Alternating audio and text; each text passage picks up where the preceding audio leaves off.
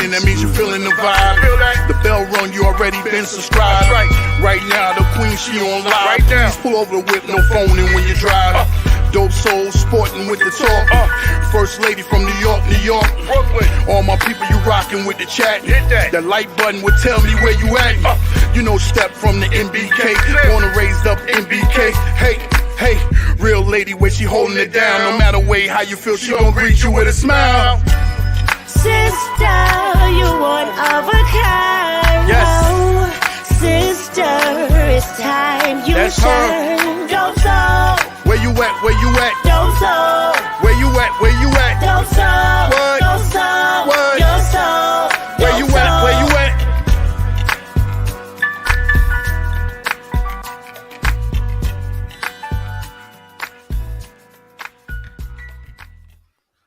Salute, Knick family. Welcome to the channel. Dope Soul Sports Talk, Dope Soul Knicks Talk, a member of the NBK family. Julius Randle was named an All-Star for his second time in his career, both times as a New York Knick. How do we feel about it? I know Julius Randle is a polarizing figure. He had I wouldn't say a terrible season last season, but a not so great season last season. And there was thoughts and rumblings that he can't handle New York. He can't handle the pressure of New York. Let's trade him. Let's get him out of here. Even if we have to take pennies on the dollar, some fans were saying addition by subtraction, all of those things. He bounced back this year, has played extremely well for us, has made the All-Star team. Has he been perfect? No, we all know that. So we're going to talk about that. And we're also going to talk about Kyrie Irving. Now, Kyrie Irving requested a trade. Apparently, contract negotiations broke down, right? From what I hear, we don't know what's true and what's not. The Brooklyn Nets wanted to put stipulations in his contract, and him and his team did not want that, and contract extension talks broke down.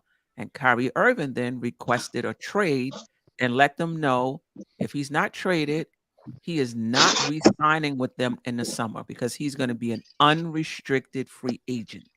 So now the Nets have to decide, let him go. He's been a pain in the backside anyway, without any compensation, without any assets coming back, or to try to trade him within the next 6 days, right? The trading deadline is February 9th, 6 days from today. Trade him. Maybe, I'm not going to say Kyrie Irving is damaged goods. He's one of the best players in the NBA right now, right? But he does come with a little bit of baggage, right?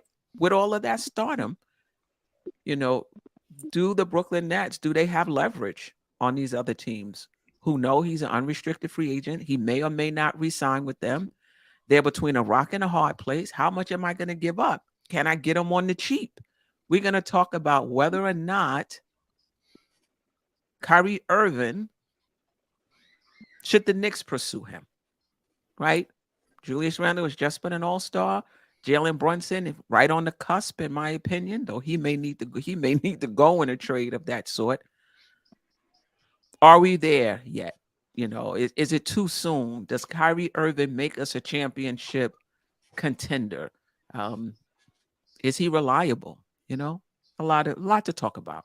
Let's bring in our esteemed panel. All right. I am joined by resident panel Jarrell. Delusional Knick fan is with us today. I'll put the names up. Staffer Don is with us as well. Salute, Staffer. Ajay is also with us. Hello, fellas. How are you today? Salute, Queen. Knicks Nation. Salute to the chat. Panel.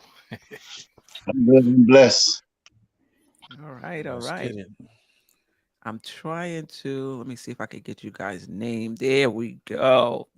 All right. Let's start off with Julius Randle. Your thoughts on him being named to the All-Star team? What were your thoughts on him last season? Did you think he could even rebound? Were you one of the fans, and no judgment, we're all entitled to our opinions, that wanted him gone and did not think he would be able to handle the pressures of New York? Let's just go around the horn. Jarrell, we'll start with you. And shout out to the chat, everybody that's with us. Geraldine MacGyver, Kevin Berger, Jeffrey Clafter, Anthony D. Appreciate you. Mac S. Yes, the real question is, does KD request the trade again? Yeah, that's part of the discussion. We're going to talk about that. I think that also puts them in a precarious position because you want to get back a player or players where you can still be a championship contender. Because if you get back a package of young players and draft picks, what is that saying to KD? Right? And you may not be able to get back an all-star for Kyrie Irving. That's still going to keep you on that championship contending track. So that's a very good point. Mac S. Kareem Grant, I appreciate you. Welcome. Building blocks. I may not get to everybody, but Harlem Girl, everybody that's in the chat, those that's going to listen later. Jarrell. We're starting off with Randle, though. We're starting off with Randle. Okay. We will get to Kyrie Irving. Well, if you've been watching this show with me on there for the past, almost year, Steph is coming up soon. I'm not the biggest Randle fan, but even with his attitude last year, I never thought that he couldn't come back. It's not like, but it's not like if we would have traded Randle for good compensation, I wouldn't have been upset with that either. But now he absolutely deserves to be an all-star. Like, even though I'm not the biggest fan, I gotta give respect where respect is due. Like, Randle has played his butt off this year. I don't really have any problems with him. At first, in the beginning of the season, maybe like lackluster defense a little bit, especially the help defense. But I don't know. The way that he's been playing ever since, at least this past month, or even before Christmas, Randle has been pretty. He's been pretty good. I still, Jalen Brunson is still my point guard. So, and because he's on the team, Randle gets to, he gets to be a little smarter because the spacing is a little different, especially when Jalen Brunson is the number one ball handler now. And in the fourth quarter, he's our closer. I might not want Randle to be my closer going forward. I still want JB to be. But in terms of like our best all-around player, it's Julius Randle. It's not even a question. Like, he definitely deserves the all-star nod, and he should have got even more votes from us. I'm still mad that he didn't get, the amount of votes that he should have gotten, especially as a New York Knick. Like, we're supposed to be flooding the voting. So, yeah, he deserves it. I'm still I'm still not the biggest fan of his game, but Julius Randle definitely deserves to be an all-star. Definitely. Yeah.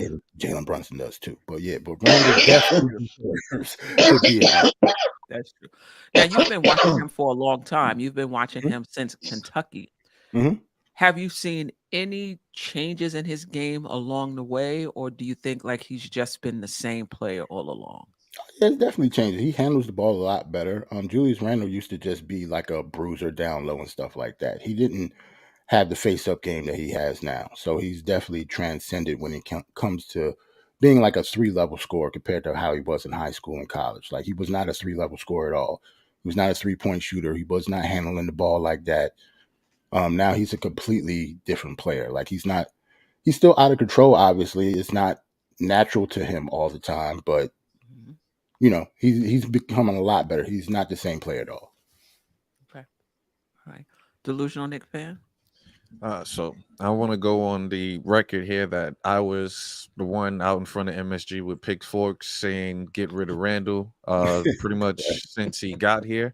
Oh, wow. The constant, that first year, remember, we were forward heavy that first year, even though he was averaging 19 points, but the turnovers for me, the lack of creativity, once he spin around, that was a turnover, the spin of Ruby with Julius. So from then I was just like, all right, cool. I rather had the Morris brother rather than Randle at that point of time.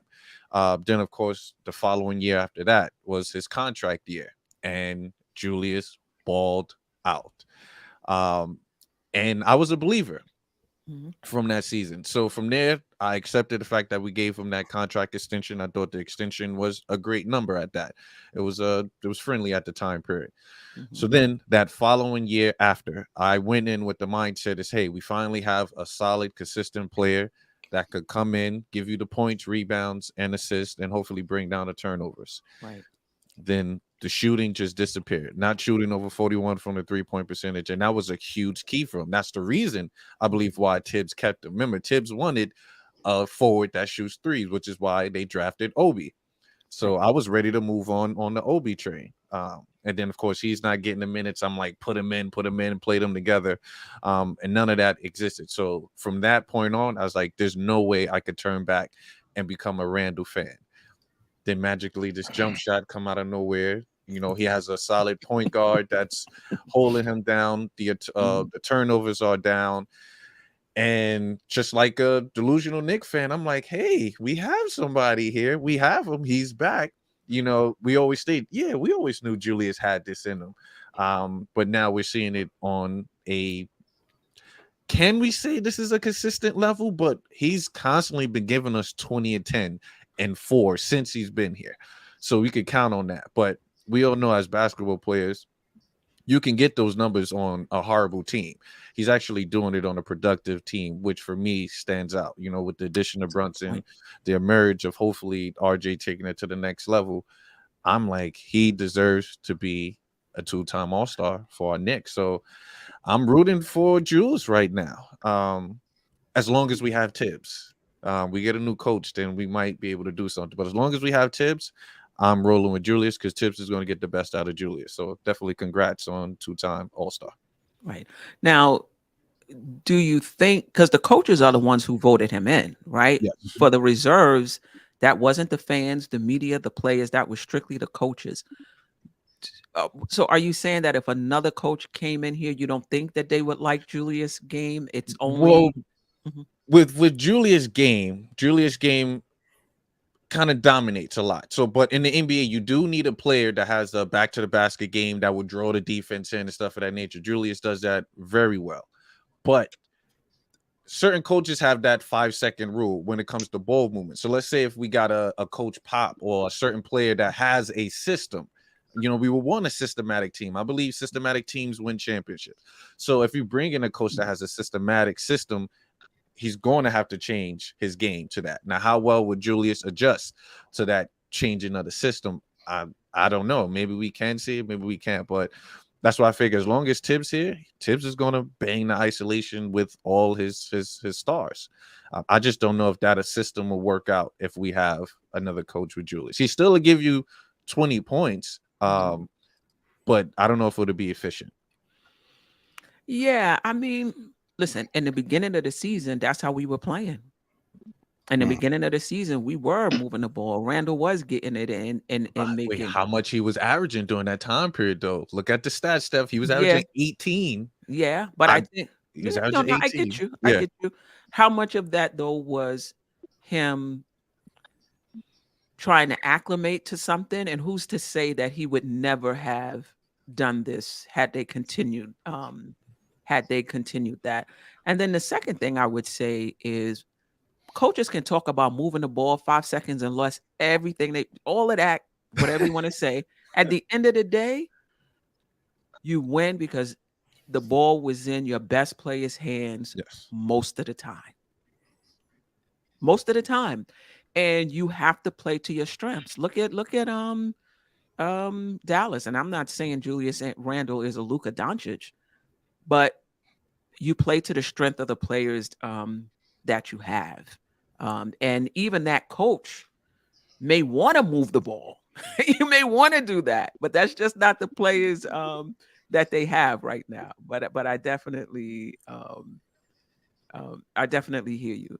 Ajay? Well, I'm, believe it or not, a combination of both Jarrell and delusional.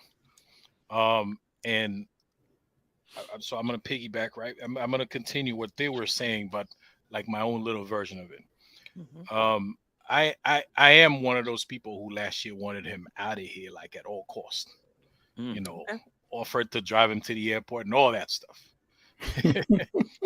because I didn't think he could turn it around. Not because of his game, because of his mental uh, situation. Because he just like he couldn't get his head in the game. And of course, as the delusional mentioned, delusional didn't say it that way, but I'm gonna say his lack of smarts. Like he doesn't recognize like he's lost. He has the talent, he has the strength, he has the size, but he's lost. Like he doesn't know where he's at.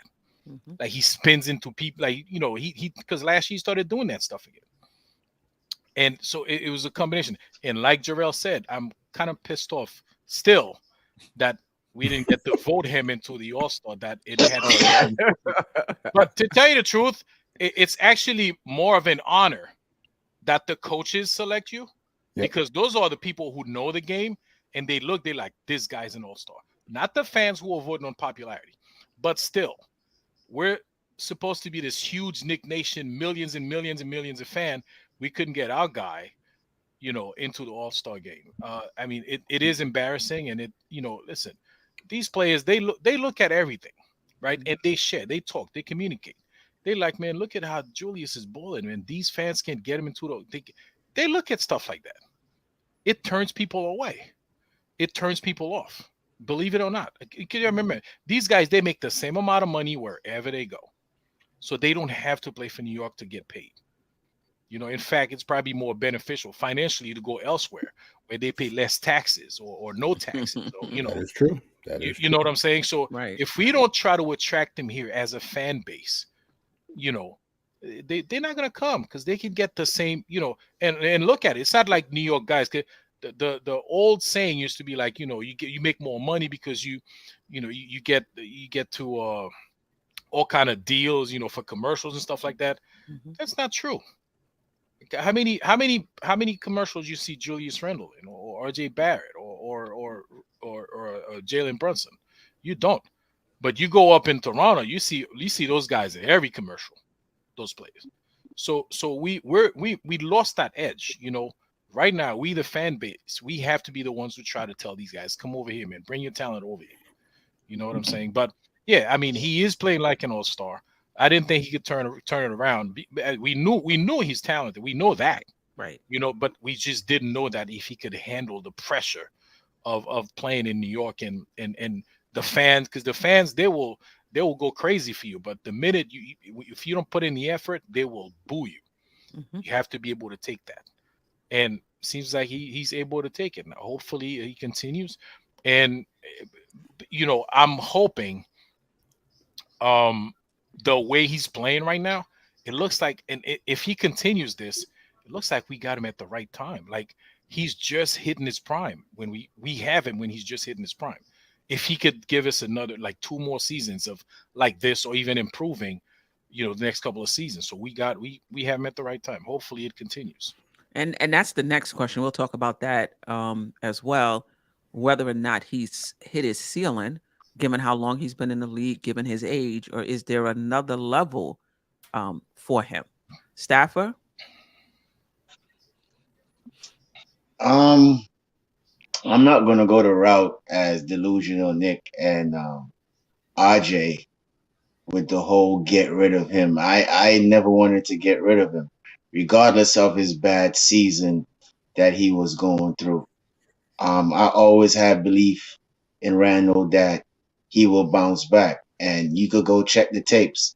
Whether you go on Lawrence Tears or you go back to Dope Soul recordings way back, I always supported this guy.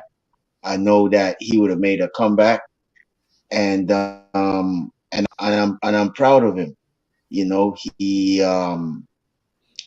said in a press conference he and Johnny Bryant had a serious one-to-one conversation, and he took his pride and he just had was to just put it aside, and I think that really switched up his mentality towards the game. He's making better efforts on the defensive end. He came out um, good this season.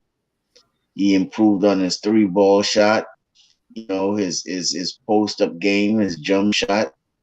Um, You could even go back to Lawrence Tears with me and Hardwell and having serious debates about Randall, because I was saying at first nobody wanted to come here, and he chose to come and sign here, and when I was saying that we should embrace that because we normally don't have nobody that want to come to New York, and he came here, and he's a two-time All-Star now. One of the third Knick players in history to become an All-Star between Allen Houston and Patrick Ewing. So we need to give the young man credit. Listen, every player in this game has flaws. And I also even get mad at Randall sometimes when he misses free throws, when he does little bonehead plays, even with the whole spin move, he stopped that. The kind of layup where he used to try and flick it off his wrist, he stopped that. So you could see the improvement in his game that he does over the season, the preparation that he does over the off season. So I'm not going to say too long on him. I mean, just salute to him and his family. He deserves it. Two-time All-Star Julius Randle. No doubt about it. And let's not forget about the turnaround fadeaway out the gym move. That was another one that used to Yes, kill me. I'm like, right, where you exactly. going? Like, my goodness. You go. But yeah, I mean, listen, I didn't like the season Julius Randle had last year. And I'm a Julius Randle fan. I wasn't, people were saying, oh, his numbers were the same, but it looked different because you could just see from the efficiency, it was just a different type of Randle. But also, the emotionality part, the imploding. And I started to get to a point, can we trust this guy? Like in the heat of the battle, when we really need him to score, because he's a big part of our team, he arguing with the officials, instead of getting back. But I did not want to trade him. What I said was, let's give him one more year, see if he rebounds, because he usually does rebound after a bad season. And also, I would like to see him with a point guard. Right? Those two things, give him an opportunity to clear up that emotional stuff.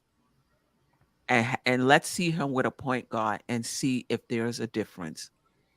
And here we are. Yeah, it definitely is a difference. And listen, there's still things he has to work on. Right now, is passing out the double teams, and not that that's the only thing. And sometimes it works, sometimes it doesn't. We talked about this, on the show this morning. It looks like he never makes the correct decision out of the double team. He's always turning it over, but that's really not the case. Last night's game in the fourth quarter, off the double team, he hit McBride, and I was like, no. Oh yes, when he hit it, right? And then he hit Grimes, off the double team as well. He was right. At one point, he was right under the basket. He didn't score it. He passed it. He sprayed it out to Grimes, and he hit a three. Right. Remember, he did that a couple of times in the past couple of games.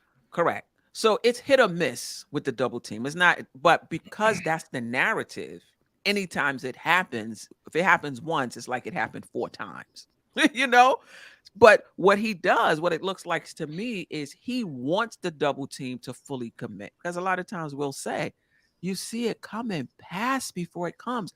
I think he wants them to commit so that he can now find that open guy, and pass him the ball, and he has a little more space. Because if you notice, he waits for the double team to commit. So that's something he still has to work on. And I, for one, I don't think he's reached his ceiling.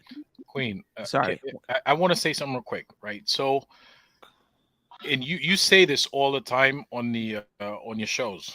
Randle is not a number one. We use him; he's our number one, right? But he's not number one. I think the next step would be if we're able to get a true number one, like a superstar here, and Randle falls to being second or third option. I think that's when he's gonna be like, because he's already good, but he's gonna be more efficient. He's not gonna need to take like 18 shots to score 25 points. You know what I'm saying? So Right. I think that's probably the next step with him if the front office could make that happen. Right. Well, I'll go one step further. I'm not sure that he can't develop into that. Listen, I've seen Paul George. Now, am I putting money on it? No, but I've seen Paul George struggle for a good part of his career before he was considered a number one. I've seen him fall short a lot before he was considered a number one. I've seen Embiid struggle earlier in his career. I think he's there. I think he's there now. So I don't know. I don't think Julius Randle has hit his ceiling. Is his ceiling a number one on a championship team? I don't know if I want to No. go that far, but I think he has more room to grow. And I think one of the things that I'm trying not to do is to look at a play and how they are right now and say this is who they're gonna always be. Right? We don't know. This Can is I his say something first real quick? Yeah, one second. This is his first time in this Go role ahead. as being a number one on a team for the past few years, right? That wasn't the case for him with the Lakers early in his career. Definitely wasn't the case when he was with AD. I don't even know if that was the case his first year in New York when Morris was here, right? So it's been like 3 years of him being a number one on a team. And he's fallen, he's fallen short. But I still think there's room to grow. To a number one, I'm not sure. But I don't know if he's reached his ceiling. Because with Randle, we're not talking about what we're talking about with RJ. We're not talking about skill level. We're not talking about, okay, now he has to learn how to take a shot off the dribble. That's the next evolution to art. We're not talking about any skill level with Randle. We're talking about being able to think the game, being able to execute, being able to make good decisions. His decision making has gotten much better, but being able to make decisions in the clutch, being able to come through in the clutch. So with Randle, it's all about the finer points of the game. It's not about a skill level, as it is with RJ Barrett and other players. So I think he has another level. Is that a number one level? I'm not sure, but I do think there's another level for Julius Randle. But go ahead. Somebody wanted to say something. Yeah. Can you hear me properly? Mm-hmm. You guys hear me Loud and properly? clear, sir. Loud and clear. Okay. Because Spectrum down here in the Carolinas is terrible, man. The internet is terrible. And I just seen a comment. I don't know if they will hear me properly, but let me just address Sherwin real quick. Sherwin, I don't think I ever bashed you about Randall at all. You could ask Fly God C Mac in the chat right now. What does he call me? He calls me Stafford Randall. So I don't believe I would ever bash you about my guy, Stafford yo. You know what I Randle. mean? I've been in this corner for the longest while, so Yeah. I don't know if it's probably something that you said. Probably I said about Randall, but I don't think I ever called you out like that, Sherwin. But But this is what I will yeah. But go say. ahead, Queen. Sorry. This is what I will say. Just because you say something negative about a player or a particular game or aspect of their game doesn't mean you're not a fan.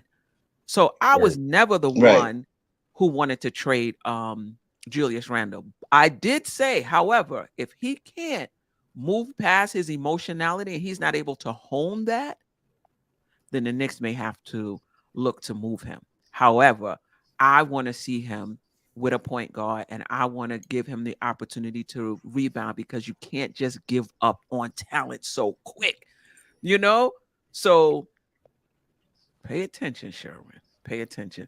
So Worldwide Ed, let me just read the super chat and then you can go. Salute. Keep up the great work, Crean. I appreciate you, Worldwide Ed.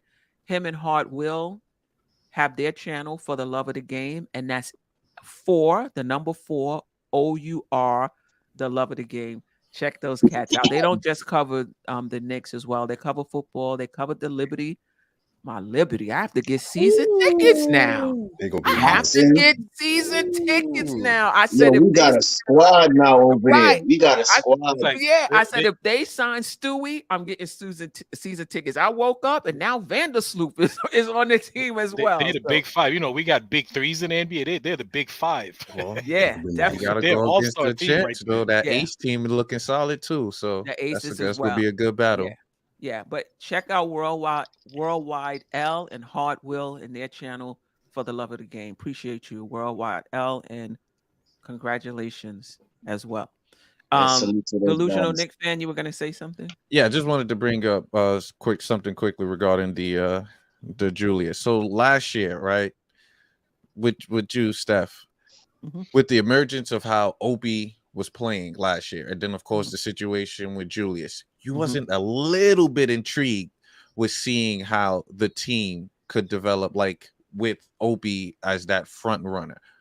Not really. Never, Okay. never, Okay. never. If you followed me, I would always Mhm. say, even if we get off of Julius Randle, why are we acting like Obi Toppin Yeah. is the only option?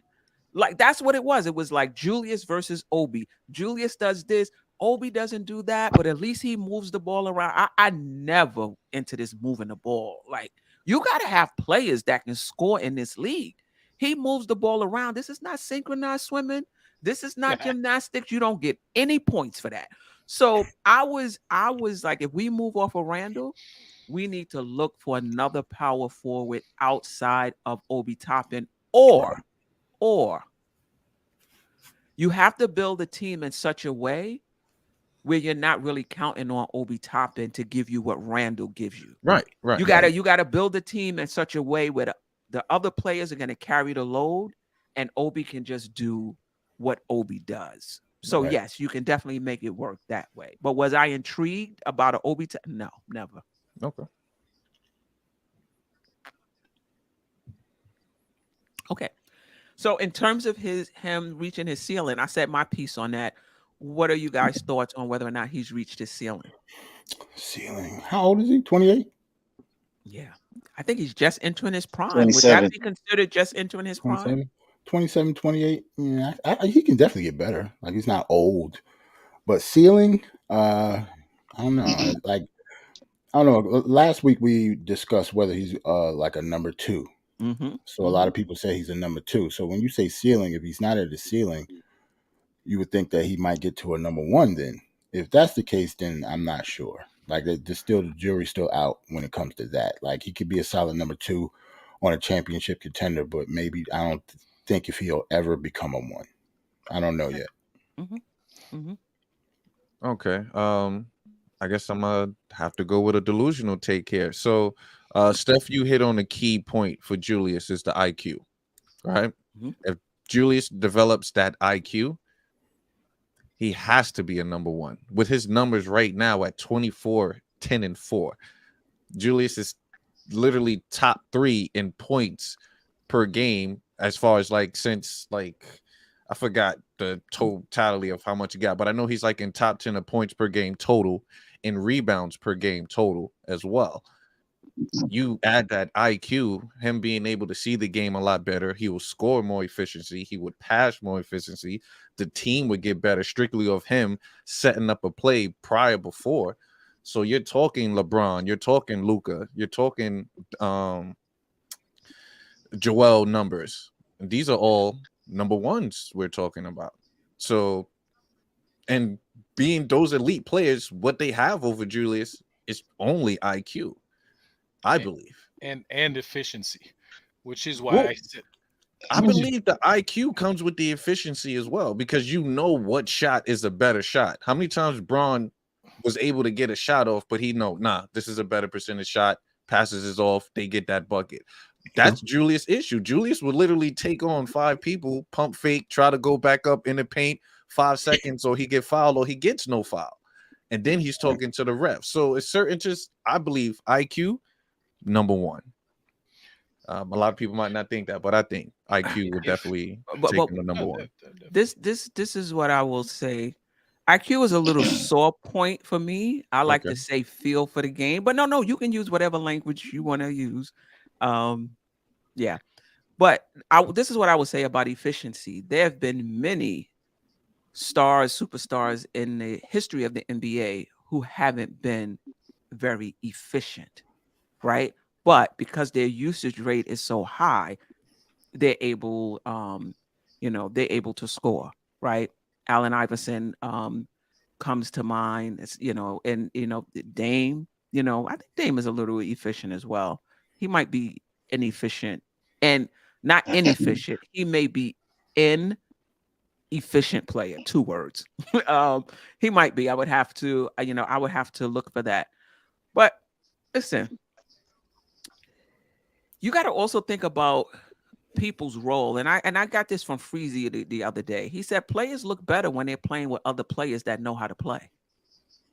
That's true. Players look better. Their IQ looks better when they're playing with players who know when to cut, when to do when to do the other things. You look better. When I look at Embiid, I don't think Embiid has a low basketball IQ, but there's nothing about his game that makes me think like, oh wow, he has such a great basketball IQ. He's just playing the game. And he has players around him where he doesn't have to force, where he doesn't have to look bad, because the team is constructed in such a way where they have shooters around him, where they have a Harding around him. And then when it wasn't Harden, it was a Ben Simmons. You know what I mean? Which made the game easier for him. So he wasn't in those situations where he's doubled and triple teamed and nobody is cutting and nobody is moving. And so he's turning the ball over and looking like he doesn't know what the hell he's doing. You know what I mean? All of that being said, sorry, I'm not saying that's the case for. I'm about to say that's KP right there. Right. I'm just saying that depending on how your team is constructed, you can look a little better. All of that being said, I do think that Julius Randle has to get better in his decision making. But in all honesty, I think he has. Yes. I don't think his decision making this year has been. I don't even think that's an issue. I don't. He's getting double teamed. It's not an issue, Queen. Hold on. It's not an issue, but it's the decision. Right. But what I'm saying Go ahead. I'm sorry. Go ahead. When he's in the double team, right? Is he, he turns it over sometimes. Sometimes he's fouled. Sometimes the ball is tipped. But he's holding that ball that long on purpose. You cannot tell me he can easily pass the ball before the double team comes. That's easy.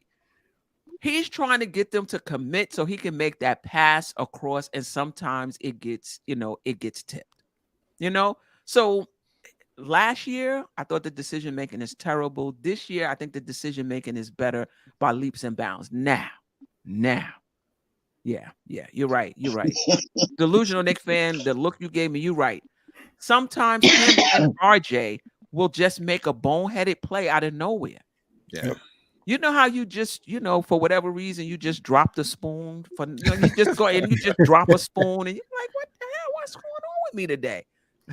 It's one or two plays like that every game for him and RJ. So you're right. You're definitely right. Let me read this super chat. Anthony D, I appreciate you, my brother. Salute, Queen of the Dope Soul. The key to keeping Randle is getting the dominant shooting guard. Kyrie equals ring. We are about to talk about Kyrie.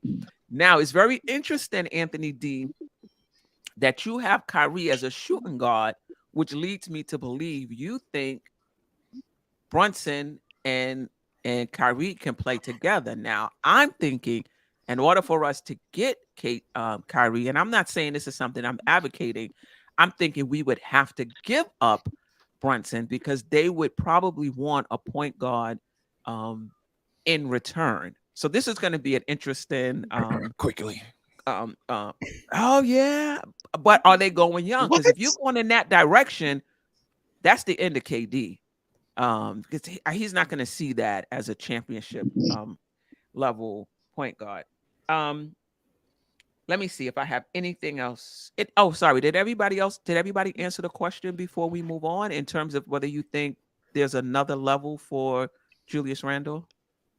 I mean, as far as another level, as you were saying earlier about number ones, I wouldn't put him in that category as yet. Just for what Delusional Nick said, and you said, Queen. One is the IQ. Two is coming down in the final seconds and not choking, making sure you hit your free throws, making sure you make the right decisions. And I think once he gets the handle of both of those things, then probably I could put him in the number one position. Mhm. But for right now, I can't do that. And the question I was about to ask you when you was making your statement, you answered it about the Mhm. whole holding the ball.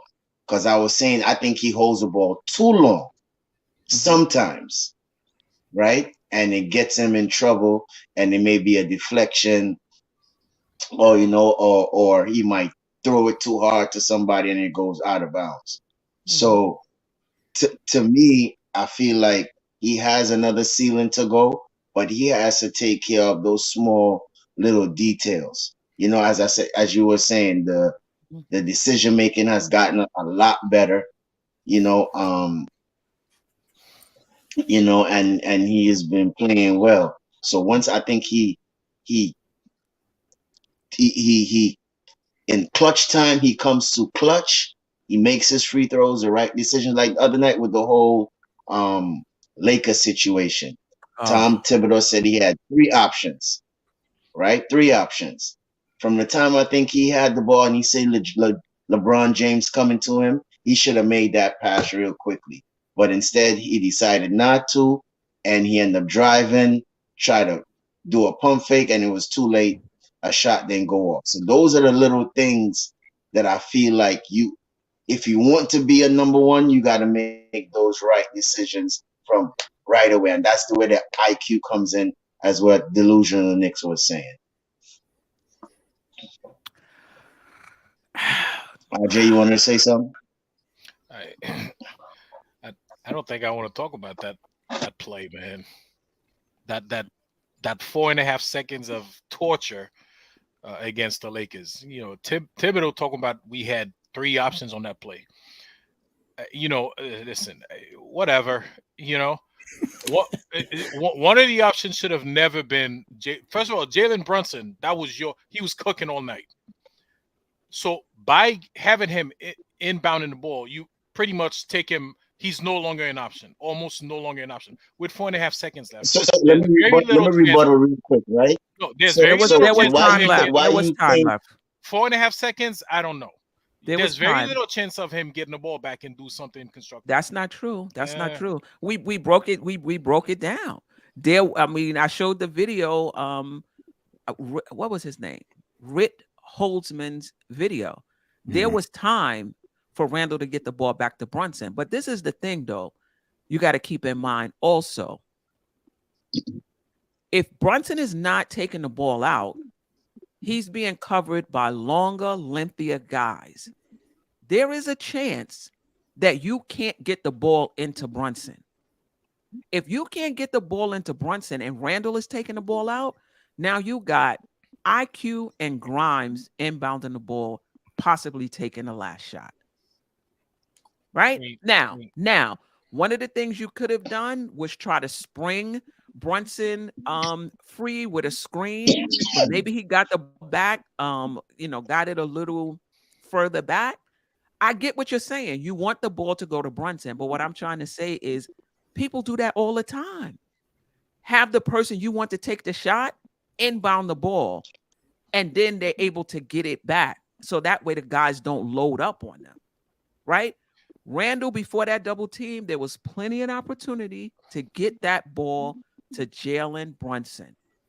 Plenty of opportunity. I think it was 2.5 seconds left. Now he drives. If I think it was Troy Brown Jr. or Westbrook, if they, collapse to stop him, then now he can hit IQ and he can hit Grimes, who was, in the corner for the three. So there was multiple options off of it, but you got to be able to So read it. so the way I remember the play, this No, is but where this is where the IQ comes in, right? LeBron James, who was covering Brunson, he stayed on him long enough to prevent the ball back to Brunson. And when Randle started driving, he double teamed Randle and made it completely impossible. But he stayed enough, just a couple of seconds because he's a big body covering Brunson. So there was no outlet back to Brunson. So he stayed there long enough, literally like about a second and a half. And then when Randle went the other way, he doubled from the backside.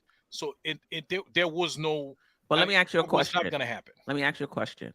If he was able to guard Brunson then, so Randle couldn't get the ball back to him, you don't think he would be able to guard Brunson on an out of bounds play if Randle is trying to get it to him from out of bounds? Well, like you said, run one screen. If that doesn't work, run double screens. Oh yeah, I'm at some point you do a double screen. Somebody's going to open up. I mean, I'm sorry, LeBron or whoever else is chasing Brunson is not going to run through two screens, clear with no foul, and get to him.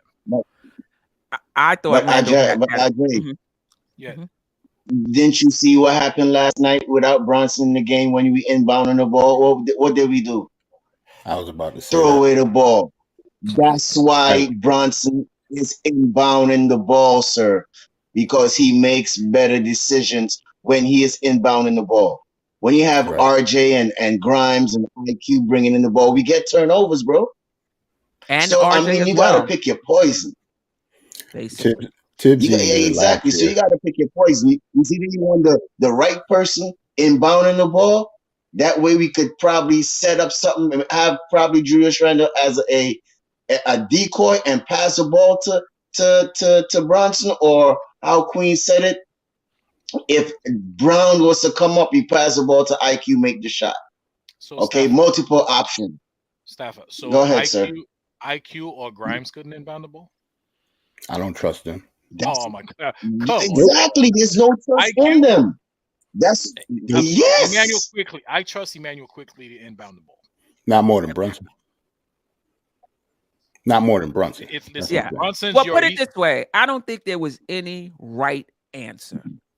I think for any option, you could say, nah, I don't know if I would have did this. I don't know if I would have did that. I kind of get it, because if you can't get the ball into Brunson and Randle is taking it out, it is a wrap. You got IQ and Grimes trying to score. All of that being said, Randle didn't even have to turn back into the double team. He had AD in the air. Take the shot. And the refs may or may not call it. Queen, I think it was an awkward angle because he's a lefty. If you look at the play, it was weird for him. Fadeaway shots. You know how many fadeaway shots he's taking from that corner where he's fading out the gym? I know, but AD's a little taller. It looked weird. That's why you fade. You know what I mean? Anyway, it's a wrap. I think it's easy to blame Thibodeau for that. I could see some of the reasoning, but I get it. You definitely want the ball in your best player's hand, and it was definitely an opportunity to do so. Listen, soon as Randle got the ball, Brunson was right there, and he was able to see that Randle's not passing the ball, so he moved to give him space to operate. But anyway, let's start talking about Kyrie. And shout out to the chat: Kerry Cox, Ashley Inc., Kareem Grant, Rod Cleveland. Appreciate you, my brother, stopping by. Greg, Building Blocks, Geraldine, Harlem Girl. Everybody else is in. Let's start talking about Kyrie. Let's get right into it. Like I said in the intro, to bring everybody up to date, from what I'm reading, and you guys add something if I'm a little off. Contract extension talks broke down. Apparently, the Brooklyn Nets wanted to put some stipulations in the contract that Kyrie and his team was not comfortable with. Kyrie then told them he wanted them to trade him before the trade deadline in 6 days, or he's not re-signing with them this summer, and so then they would risk losing him for nothing. I haven't heard any rumors about the Knicks being involved. I heard the Suns, I heard the Lakers, I heard Dallas. I didn't hear anything about the Knicks. I'm just asking, with Randle being named an all-star, seeming to be back into form, even if he's not a number one, I think most of us agree he could still improve. There's still some improvement there. Do you want to add Kyrie Irving to Randle? Does that make us championship contenders? Is it, I would love to add a star right now, just not Kyrie. Is it, I don't think the Knicks are even ready for any type of star right now. I think they need a few more years before they're ready for a star. But let's just start with let's start with Kyrie himself, and then I'll ask you if let's start with Kyrie. Your thoughts on, should the Knicks pursue a trade for Kyrie Irving? Let me put it that way. You want to start? You want me to Yeah, start? start Or with you you, wanna go? Jarrell. Rotation. All right. Yeah. Cool. I actually thought that like the whole stipulation thing is weird. Like NBA contracts is fully guaranteed, right? So how do they put stipulations in a contract? Like the rumor was that it has something to do with actually winning the championship. Can, like, my question is real quick, because I'm definitely going to answer your question about the Knicks. Can they even do that? Like, seem like that would be against like the bargaining agreement. No, like I don't get it. I know you could put incentives in the contract. But this seemed different than incentives, right?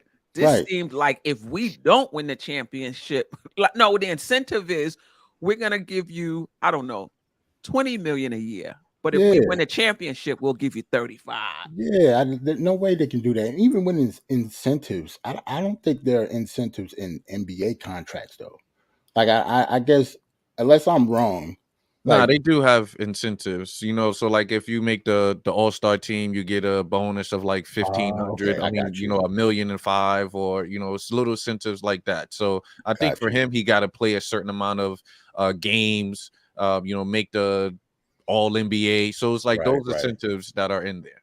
Okay, I got you. So yeah, okay, yeah, that makes sense. I didn't really think about that, but to actually put like winning the championship in it is weird. But anyway, yeah, the to answer the question about the Knicks, I do not think the Knicks is ready to trade for Kyrie Irving. He's obviously one of the best basketball players in the world. So if we do actually get him, I would not be upset because basketball wise, Kyrie Irving is Kyrie Irving. Like he's unguardable. So I would not be mad about that. Off the court, it might be a problem. I don't see us trading for anybody that's on the Nets just because of the two dynamics of the team. Even if it's not Kyrie Irving, I don't see the Nets trading anybody with us right now. But So, Jarrell, and on Mhm. that thing, there is an article out there. I don't know if you guys saw it. That Stephen A. Smith, for whatever it's worth, I don't really listen to what he says. He pretend he knows those guys, like he hangs out with them, but sometimes it's not true. On the Michael K show, he said there's one team that will never trade with the New York Knicks. It's the Brooklyn Nets. Yeah. The Brooklyn Nets. And he's saying convincingly that he's been told that Sean Marks will never make a trade with the New York Knicks. Oh man, that hurts. Do they have a reason for that though, other than it being like crosstown rivals? What does Sean Marks have to like against with the Knicks? He did not go into according to the article, there's no more detail. But I mean, and I'm looking at it right now. That's on the Michael K show. So I don't know. To be honest, it makes sense though. If I was the Nets, I wouldn't trade Kyrie Irving to the Knicks either. Why would you? They are our crosstown rivals. They're in the same conference. They're in the same division. No, why would they trade us? They're the best player. Why? Other than KD since he's hurt. I mean, part of it, desperate times call for desperate measures, and I agree with you. And that's the same thing with OG Anunoby. Remember, Toronto was in our division as well. Right. I don't see why would Toronto trade OG to the Knicks? Right. But what I will say with Philly, James Harden and what's the name? So that was different though. That was different because All-Star. It was All-Star for All-Star, but that's different because he demanded specifically for that team. Okay, got you. Okay, that don't mean they had to do it though. I know that. back then it didn't mean, but it actually does mean something now because players have a lot more power than they used to. All I right. don't So remember if Kyrie says he wants to go to New York, then everything is on the table then. then That everything changes. and All right. everything changes if he makes this a destination. But if Right. he does not make this a destination, there's no way they're going to trade Kyrie to Right. us. And I Why don't would even they? think, even the way they handle KD, I don't even think they would listen to. They're gonna do what's best for them. Yeah, that situation kind of soured them too, just as a front office. So, like, Right. if Kyrie did make any demands, then you are right when it comes to I that. I It's don't like a even think. personal thing now. Like they Right. got to save face. They Right. got to act like they have power. So, Right. yeah, that makes sense. Right. But what I will say though is desperate time call for desperate measures.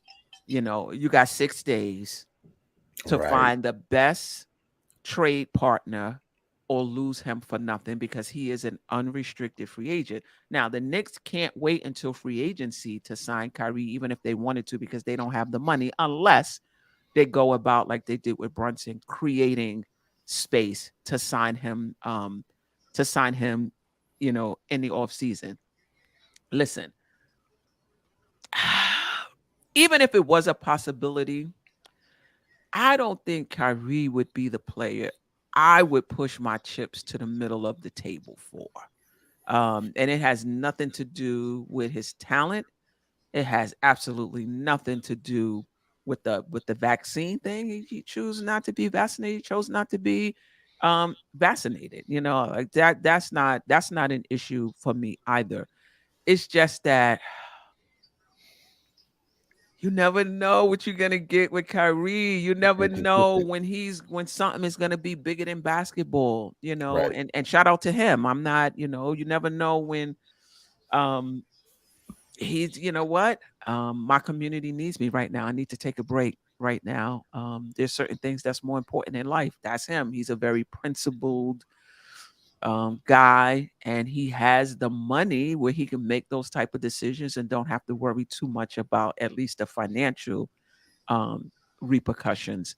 Right. um and just look the bind that the Nets are in right now.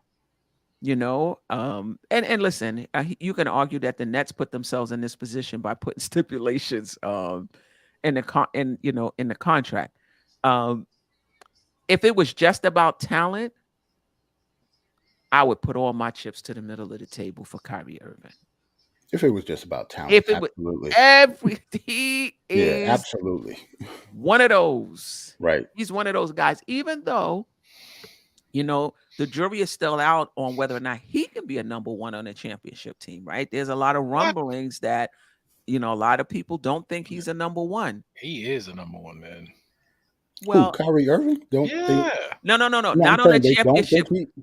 They not on a don't think he's the number championship one. contending team, on a championship team. Listen, you got to get over the hump. Look at Embiid.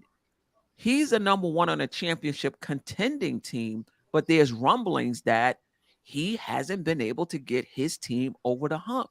So can he really lead a team to a championship? Right? That was the rumblings on Giannis in Milwaukee. Year after not getting there, people were wondering, even his own fan base, is this guy, all right, he's our number one team, we're a championship contending team, and he's our best player. But is he good enough to get us over the hump? Kyrie Irving had those same rumblings. Yeah, he might be the best player on the team, but can he be the best player on a team that gets you a chip? There's been a lot of rumblings about that. Let me just get to this super chat. Paris Duggar, nobody's trading us a great player ever, ever, ever. I hear you, Paris Duggar. So appreciate the super chat. If they were, are you giving up assets for Kyrie Irving? If Brooklyn felt like, look, our back is against the wall, we got 6 days. No, we really wouldn't want to trade him to New York, but they have the best trade offer. Would you be willing? Yeah. And rebuild New York. Let's add this to it. Queen, he a rental. Would you do it? Because he is a Right. rental. Right. He is a rental. You He can would give up your assets and lose him in the summer anyway. Nah, he would not be a rental. It would have to be if we're doing this, he has Sign to in, sign sign in we trade. have to give him an extension. They would have He to Sign, give him cannot an be a rental. extension. have It to be a cannot sign be in a trade. rental. Not if we're going to give up picks and stuff like that. That doesn't make any sense. Like we're not winning anything this year. So Like we we don't would have have the a roster for that. stipulation. You got to Right. sign him and then trade him to us. Exactly. It would have to be like that. Or that's just malpractice. Front office will have to go. That don't make any sense at all. All right. Um. So it's my goal, I guess. Yeah. So wait. Oh wait. What was your Jarrell? You were saying you wouldn't. You would not. No, I would not trade for Kyrie You would Irving. not trade for Yeah, we're not ready for that. Not yet. We don't have the roster for it. Oh, now Yeah. that's a different reasoning. So we'll get to that too. I hope I don't forget. Right. So I'm Gotcha. torn in between. It like you said, it all depends. So Kyrie right now is averaging 27 points, 5 rebounds, 5 assists. That's better than any stats that we got at this current moment at the guard position. The only stimulation, the only way that I would do that move is if like Kyrie comes out and say, "Hey, I want to stay in New York. Get me to New York. Right. Get me to the Knicks." If Kyrie comes out and state that, "Give me to the Knicks," then by all means get Kyrie to the Knicks. Like you said, it would have to be, hey, sign that extension. You get that full max, no stimulations, no none of that. Just come get here. Because if you get Kyrie, is it possible we can get other players to play with Kyrie? It's a possibility. I don't know. They seeing what's going on in the league. I don't know if Kyrie's talking to KD and letting him know, hey, this is occurring. What do you think? Should I leave? And if KD got his blessings, then that's even better. Then we can probably bring players over here. You know, just with a lineup of Kyrie, the way he gets to the basket, the way he shoots the three, better than Brunson, better than Grimes. So just that alone. And then, like Jarrell said, what pieces do we move for him? You know, is the Nets in a situation like, because if Kyrie goes, KD's right behind. So if that's the case, then they have to do a rebuild, and we have draft picks to do that. And we have matching salary, believe it or not, to do that. We can give away Cam. We could give away Fournier. You know, sorry to the Rose Hive, but we can give away Rose or Grimes or someone to kind of fill in that money and give them as much picks as they want. They want 6 first-round picks for Kyrie. I'm sorry. They're getting 6 first-round picks for Kyrie. That's just how great he is. But if it's a situation where the Knicks is making that call, don't do it. Mm-mm. Right. I mean, this is what I will say. The Knicks can move in either direction, depending on what the where Brooklyn is headed. If Brooklyn is saying, "Listen, we want to keep KD and we still want to be in championship contention," you're gonna have to pony up. It's not going to be a draft pick centric trade if they feel like. But I don't know if the Knicks have any of those players. So, for example, so I think Rose will definitely be gone in that situation. Not to say he's starting or anything, but Quickly's no slouch. Quick starting was putting up 20 points, 5 rebounds, 5 assists. So only a 7-point difference. Yes, Kyrie does it in a different manner and demands different way, but that potential right alone is top notch. Then you throw in probably Opie as well. You're gonna have to throw in Opie if you do that. No. They don't have they don't have a forward on that roster. And you know what? Obi would be right. We're talking about a championship contending team. So this is what I'm trying to say. They can go in two different directions. They can go in 2 different directions. They can say, listen, if Kyrie leaves, KD is probably going to be going right behind him. We're going to reset. 100%. If you're going to reset, then yes, picks, young players, fine. But if they're saying Kyrie is going, and I want to make sure I can put a somewhat championship contending team around KD so that he can stay. Right. You're not giving them even IQ. You're going to have to pony up Brunson. Right. And that might not be, they might not even consider Brunson. Obviously, he's not the caliber of Kyrie. Right. But they might be able to say, you know what? I think he can be the point guard on a championship contending team. However, we're gonna have to go out and get somebody else because Brunson is not gonna be able to take Kyrie's place, right? Well, So nobody, honestly. nobody. So Right. now you're talking about Brunson and another good player and some draft picks. Obi, Rose, Fournier, those type of guys are fillers.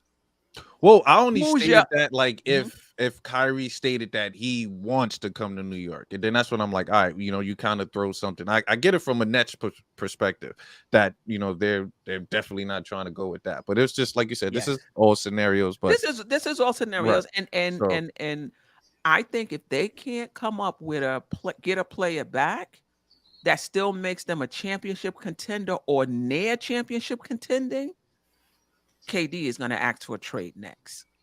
I don't see him staying there if you bringing back a IQ or Fournier. I know, I mean, no disrespect to IQ, but KD is probably saying, "Nah, I'm trying to He's leaving. yeah, I'm looking for He's leaving. something a little more a little better than that." Um Ajay and Stafford Don, before we get into where the Knicks are, would you if they did it, if they were open to it, I know they were in our division, would you trade for Kyrie Irving? It's kind of tough not to trade for Kyrie Irving. I mean, he is one of the best guards out there, man. It's kind of tough. You'd have to take a chance. Listen, I don't. I'm kind of between a rock and hard place over here. Yeah. You know what I'm saying? I mean, if I would just close my eyes and do like throw a dart at the board. If it falls to Kyrie, all right, Kyrie, come on in. If not, whatever. But it's kind of tough not to trade for a guy with that talent. He's gotten better, and it's so much easier for him. I watch a couple of Brooklyn games, and I'm like, this guy, it's like effortless for him. Right. You find a way to put this guy with a couple of with Julius Randle and whoever else could stay after that trade. You have a product out there on the floor. The problem, the only thing I see with him is his not inconsistency on the court, but uh, uh, how do I say this? Like his mental inconsistency, like him taking 2 weeks off in the middle of the season for no reason, or his family leaves, or taking time off his birthday, and he's been injured a couple of times, and he's 30 years old, I believe. Mhm. I mean, those are the only downsides, but I mean, and those are they still not deterrents Right. to not trade for him because of the level of talent that he has. Right. And 30 Yeah, nowadays, yeah.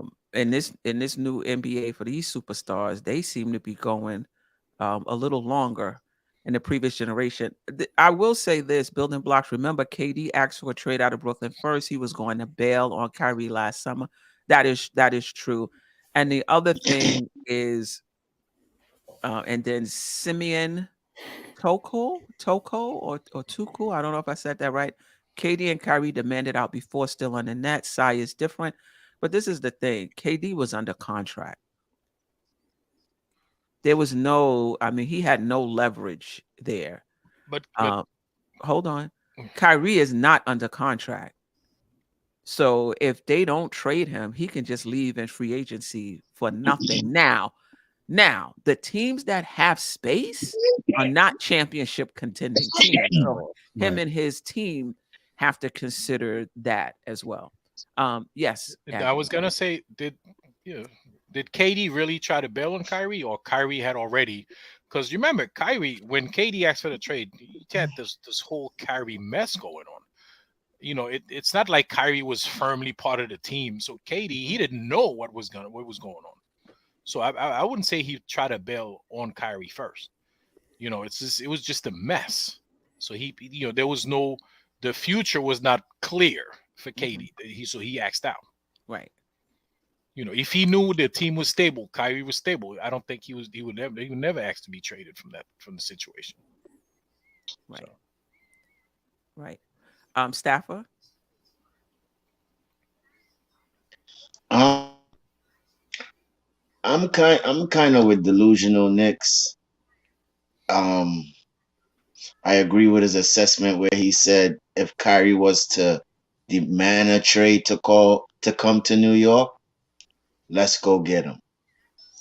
But to pick up the phone and ask to go get him, nah, I'm not doing that.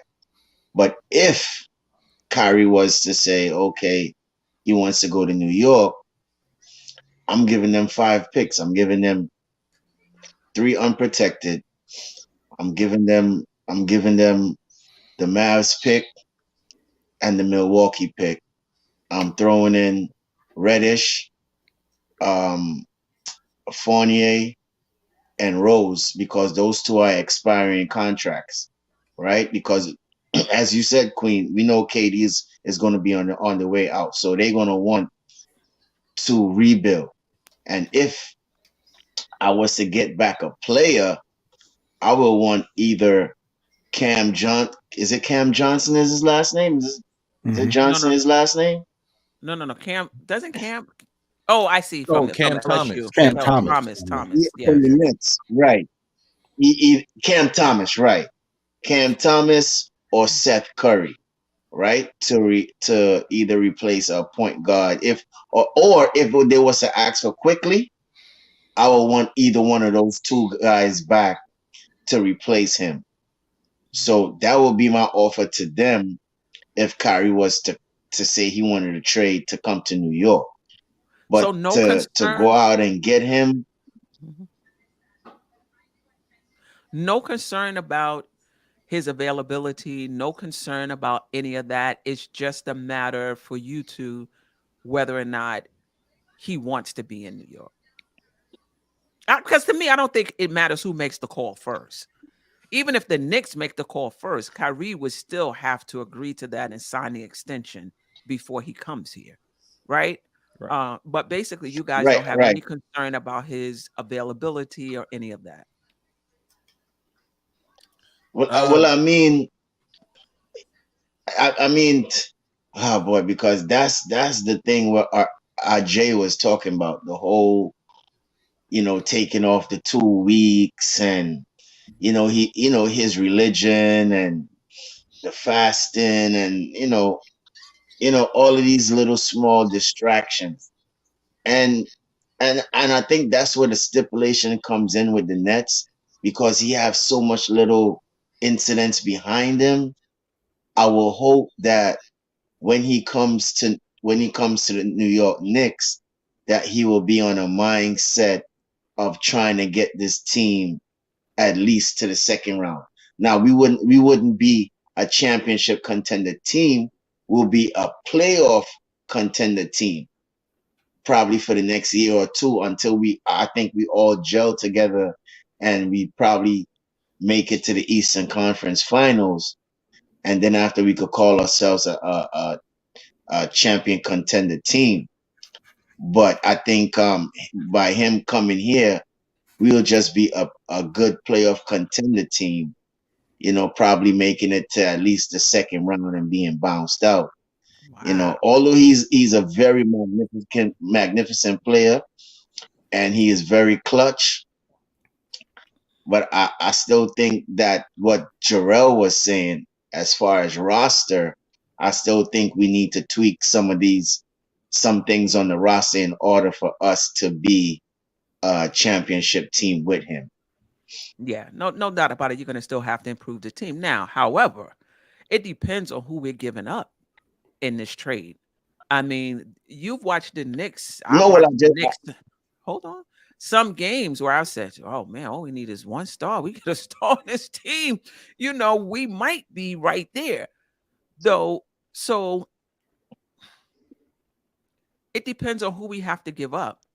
If you keep Brunson, if you're able to, now this is pie in the sky. I think Brunson would have to go in any trade unless they're rebuilding. Unless they're rebuilding and they want young guys and draft picks because they feel like KD is going to be out the door, and you're able to keep Brunson at the 1, put Kyrie at the 2, and you still got Randle, I think that's a championship contending team.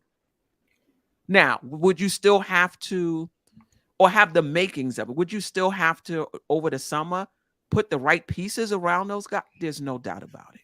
You're gonna have to do that. Now, if you have to give up Brunson, and now you got Kyrie, RJ, RJ might, if they're giving up young pieces, RJ may go in that trade.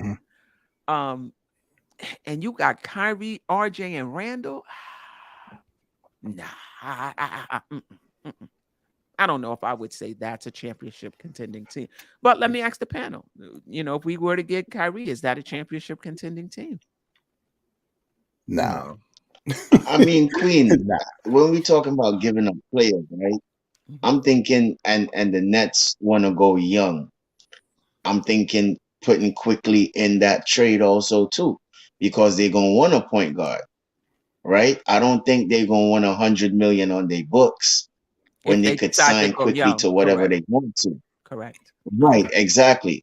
So I would definitely throw quickly in that trade, and plus Fournier probably have one more year, and Cam Reddish, which is an expiring contract also too, and Rose, right? So I think it's If very they're hard for me resetting. to say that how they're gonna be a championship. Oh, go ahead for the Knicks. Say that again. No. Go ahead. I misunderstood you. You No, talking no, about the Knicks. yeah, I was just saying if we was to be a championship team, I still think that we need to tweak the roster because the bench is not solid as yet. No, what happened when all these guys come off? Tom Thibodeau get these guys off and give them a break. I don't think Deuce and Hartenstein and Obi could really, hold the lead against probably a Philadelphia Sixers in the second round or something like that. You know what I'm saying? So I still think we need to strengthenize the bench in order for us to be a If we barely championship But you team. utilize could the do that bench in one now. off season, though. You could do that in one off season. It's not like you're gonna need star players to do You that. know, You're gonna need no, role players. that's what I'm saying. We could still tweak it.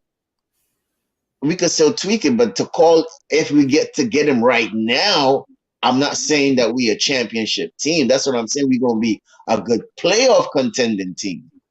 But in the off season, we go ahead and we tweak the bench and we get like for instance, like they want to like Philadelphia trying to get rid of Tybo. That's the next good guy that's on the bench, a good defensive wing that we could use. You understand what I'm saying? Somebody like that, and they come and solidify the bench. You know what I mean? Because our bench do need help. Yes, and then once we have everything that's gelling together, then I'll call ourselves a championship team. That's just my opinion. Yeah. Okay, so we would have a championship contending core, and we would need to add around it. You got to Right. get that player Yeah. in the door first. Now, this is the thing, and some people have brought it out. Shout out to the chat. Would the Knicks, with all of their family ties and relationships with Brunson, I can see us not getting Kyrie because they don't want to trade Brunson, which I think is just idiotic in my opinion. I just feel like, I get the family ties, but this is a business. You're trying to build a championship. You can't be like, oh, I don't want to trade my son because, I don't want to trade my godson for a star player for whatever their reasoning is. And if that would be the case, I would definitely have a problem with that. If they ask for Jalen, if they happen to ask for Jalen Brunson, we're not gonna get into their business whether they going for a championship, whether they are rebuilding with young. If they ask for Jalen Brunson, would you say no? He cannot be included in this trade under any circumstance.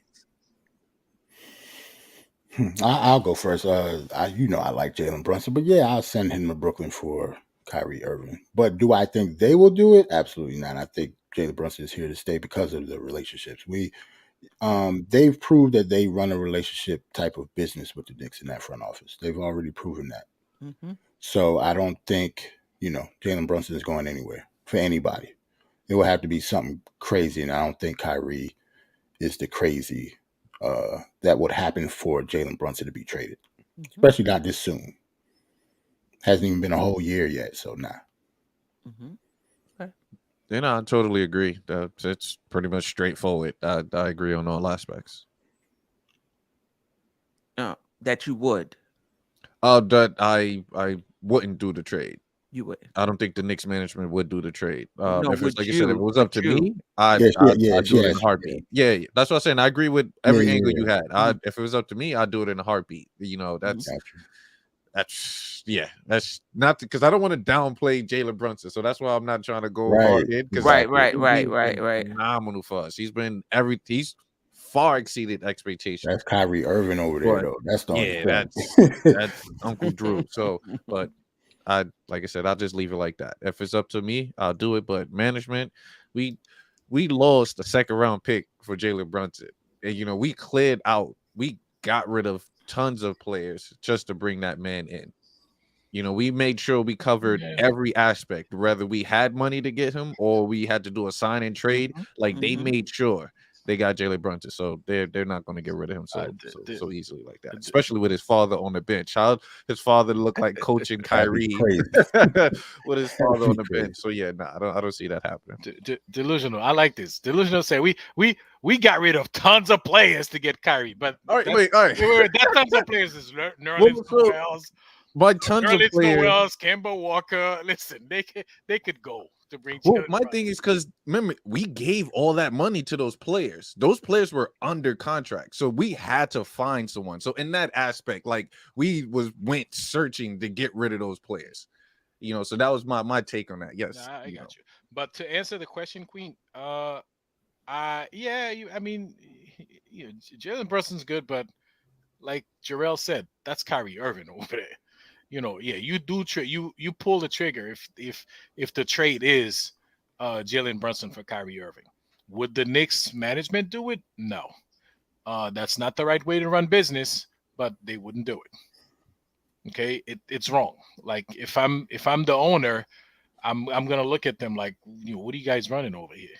You know what I'm saying? Because are you here to make the team better, or you here to have your little family thing going on here? They wouldn't do it. Your little family thing. Your little family thing. No, it is family matters over there. Little family thing got going on. Yeah. Staffer. All right, baby Staffer. Yeah, I think he had to step off. Step away. Yeah, sorry about that. That's okay. What was the question? I'm sorry, I did step away. We don't think the front office would do it, but would you include Brunson in a trade for Kyrie Irving? No, I just said no. I'm giving up quickly. Yeah, I'm giving up quickly. They want to go young. So we don't know what they want. But basically what you're saying is if they ask for Brunson, you're gonna say no dice. And you're gonna move on. Exactly. Okay. Right. Wow. See, I'm not in on bringing Kyrie to New York. And not because it has nothing to do with his talent.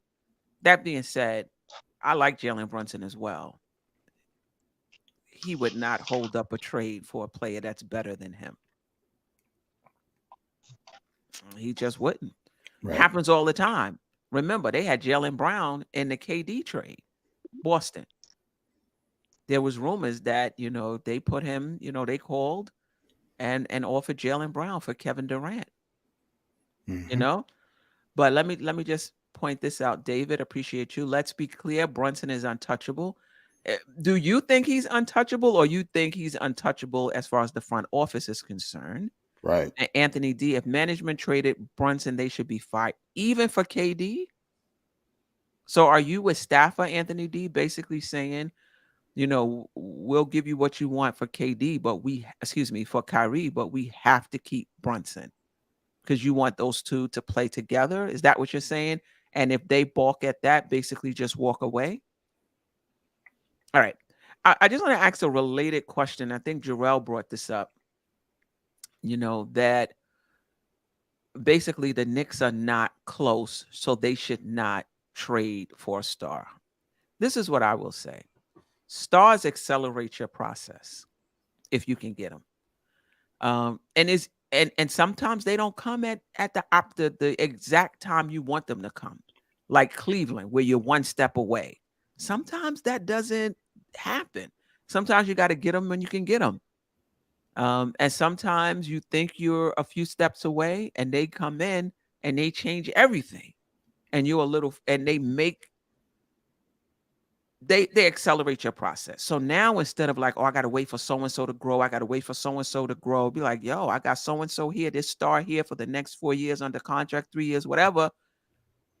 We might have to trade off some of these young guys to bring in more championship level players and more proven players, because bringing this star in has changed everything for us. And I think that's something that KD, if we were to get Kyrie, that's what would happen. He would accelerate our window. It would open the window from being like this to being wide open. And that would be any star. So just your thoughts on that. Are you of the mindset that build a team, see what you have, when you're almost one step away, you get a superstar, get a star, superstar, if you can? Or are you of the mindset, get them while you can and make the changes you need to make around them? Your thoughts on that?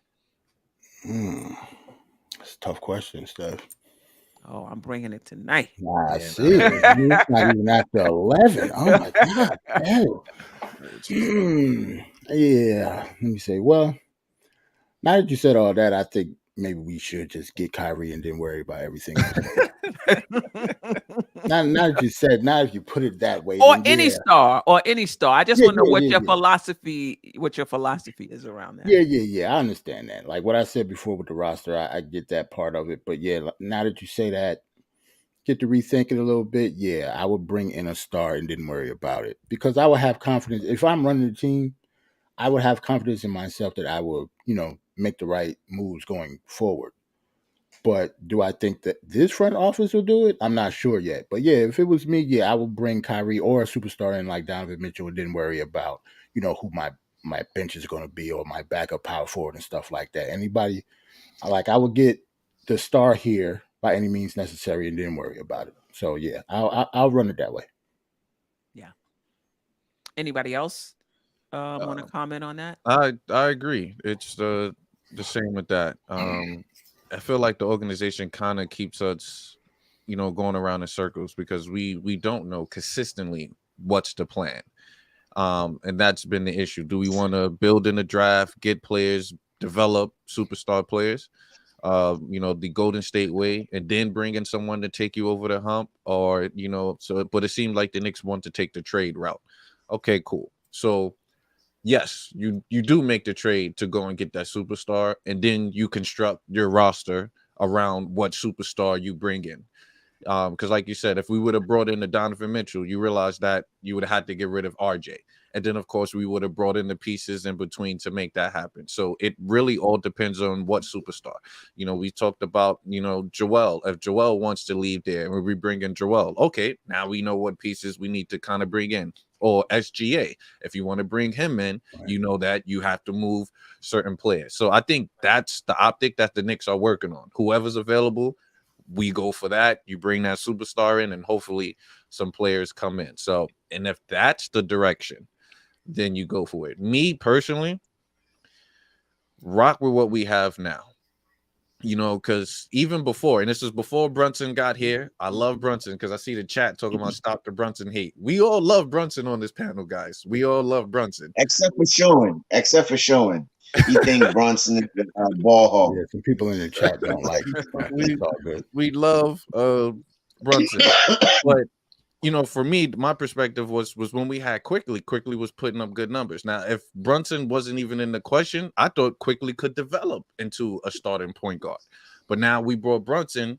Now we have to alter, Quickly in different scenarios. So it's situations like that where we could have built certain players, get them certain. Let me just say Quickly, because we didn't really have anybody else. But then this year project would have been the Grimes project, to get him acclimated, build him up to see what we have, and stuff like that. So my route is to kind of see what we have, build, and then, keep, getting in a higher draft, because now we finally started to draft great players. When the Knicks were in the funk, we either had no draft pick or we picked horrible picks. Right. So, it seems like we have GMs and people there to draft great players. And the solid players are coming. I would have loved to have Anthony Edwards now, or I would love to have Shaden Sharp, or certain players like that that's coming out that we could have had on this team if we had solid draft picks. So I would have went the draft pick way, but from the Knicks office, it seemed like they're ready to go for the home run. Oh, I think the Knicks have went the draft pick way. We just haven't been good at it. Well, yeah. I mean, I think the Knicks have gone the draft pick way. They just haven't been good at it. I think how I see it is, I don't think there is, like people say you can't skip steps. I don't believe in steps. I just believe in you develop what you have, and then when somebody better comes along, you trade what you have for somebody better. That's just how you do it. Sometimes it's a tough decision, especially for a front office, because that person who comes across your desk that's available in a trade, you have to ask yourself, a lot of questions. It's not always black and white. Do the play we already have, do we believe in another year or two they're going to be like that player? How many years does the player that come across our desk, how many years do they have left? Right. And are we going to be able to put a team around that player in the 2 or 3 years they have left? And they're so far ahead, and all we have is first and second year players on our team. I don't think this is going to work. So there are situations where, and listen, when Donovan Mitchell became available, you didn't hear anything about OKC. You didn't hear anything about Detroit. You didn't hear anything about Orlando asking about him, because they knew that they didn't have any players to put around a Donovan Mitchell. And by the time those guys become ready, he's going to be out the door. Right. So it doesn't make sense. I think the Knicks are at a place where they can, they can bring in a star, and I trust the front office that they would. Well, I don't know about this front office. They not giving me really good vibes. I was about to say, but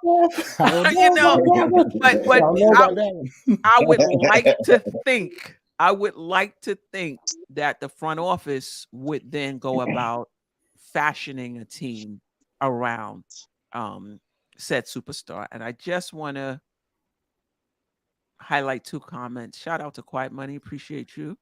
Kyrie is head and shoulders better than, I believe he meant to say Brunson. But I'm not doing the deal because Kyrie is too much of a wild card on too many. I like that word. Makes sense. Wild card.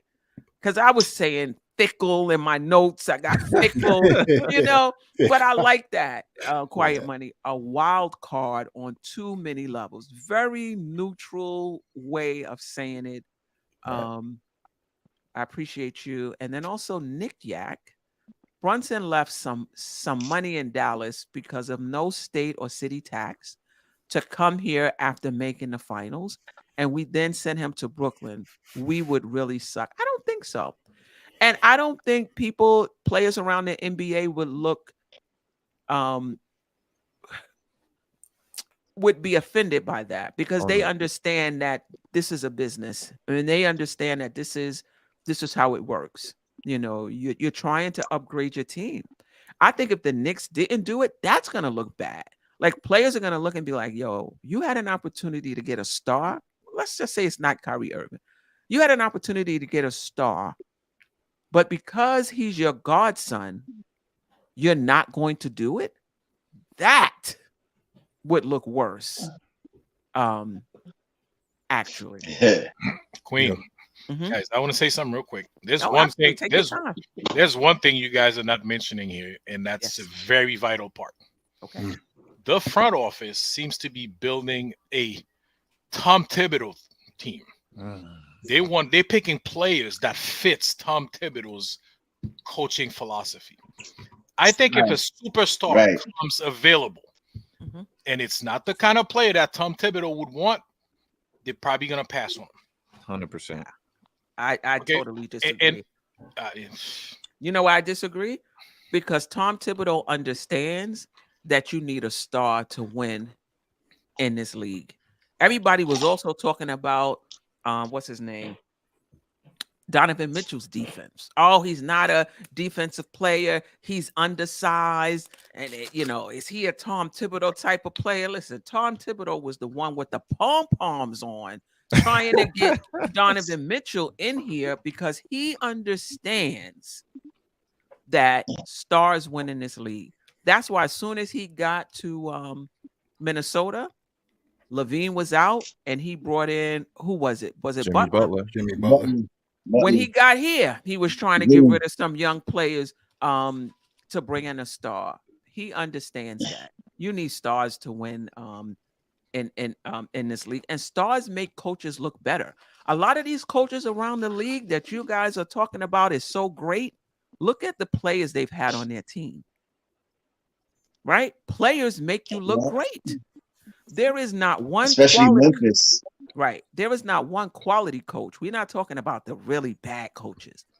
There is not one quality coach that consistently out-coaches their roster. Consistently. Right? Tibbs did it when he came 2 years ago. Right? Hasn't done it since. You can argue that Nick Nurse did it last year. There's no superstars on that team, and they finished 4th or 5th. People were really surprised. Look at them now, 12th. Maybe Larry Brown did it.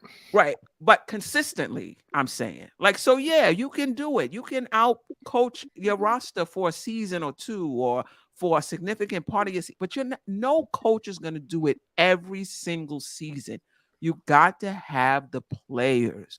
Yes, a coach can make a few wins in either direction. Win you some games, lose you some. A quality coach we're talking about. But you're not going to find a coach that consistently outperforms their roster, outcoaches their roster. I think that's a myth. Like everybody's talking about, Nick Nurse is a good coach. They're calling for his head in Toronto. He's the same coach from last year, right? When he won the championship, who did he have on the team? The Kawhi Leonard. The claw. So I think coaching does make a difference. Don't get me wrong.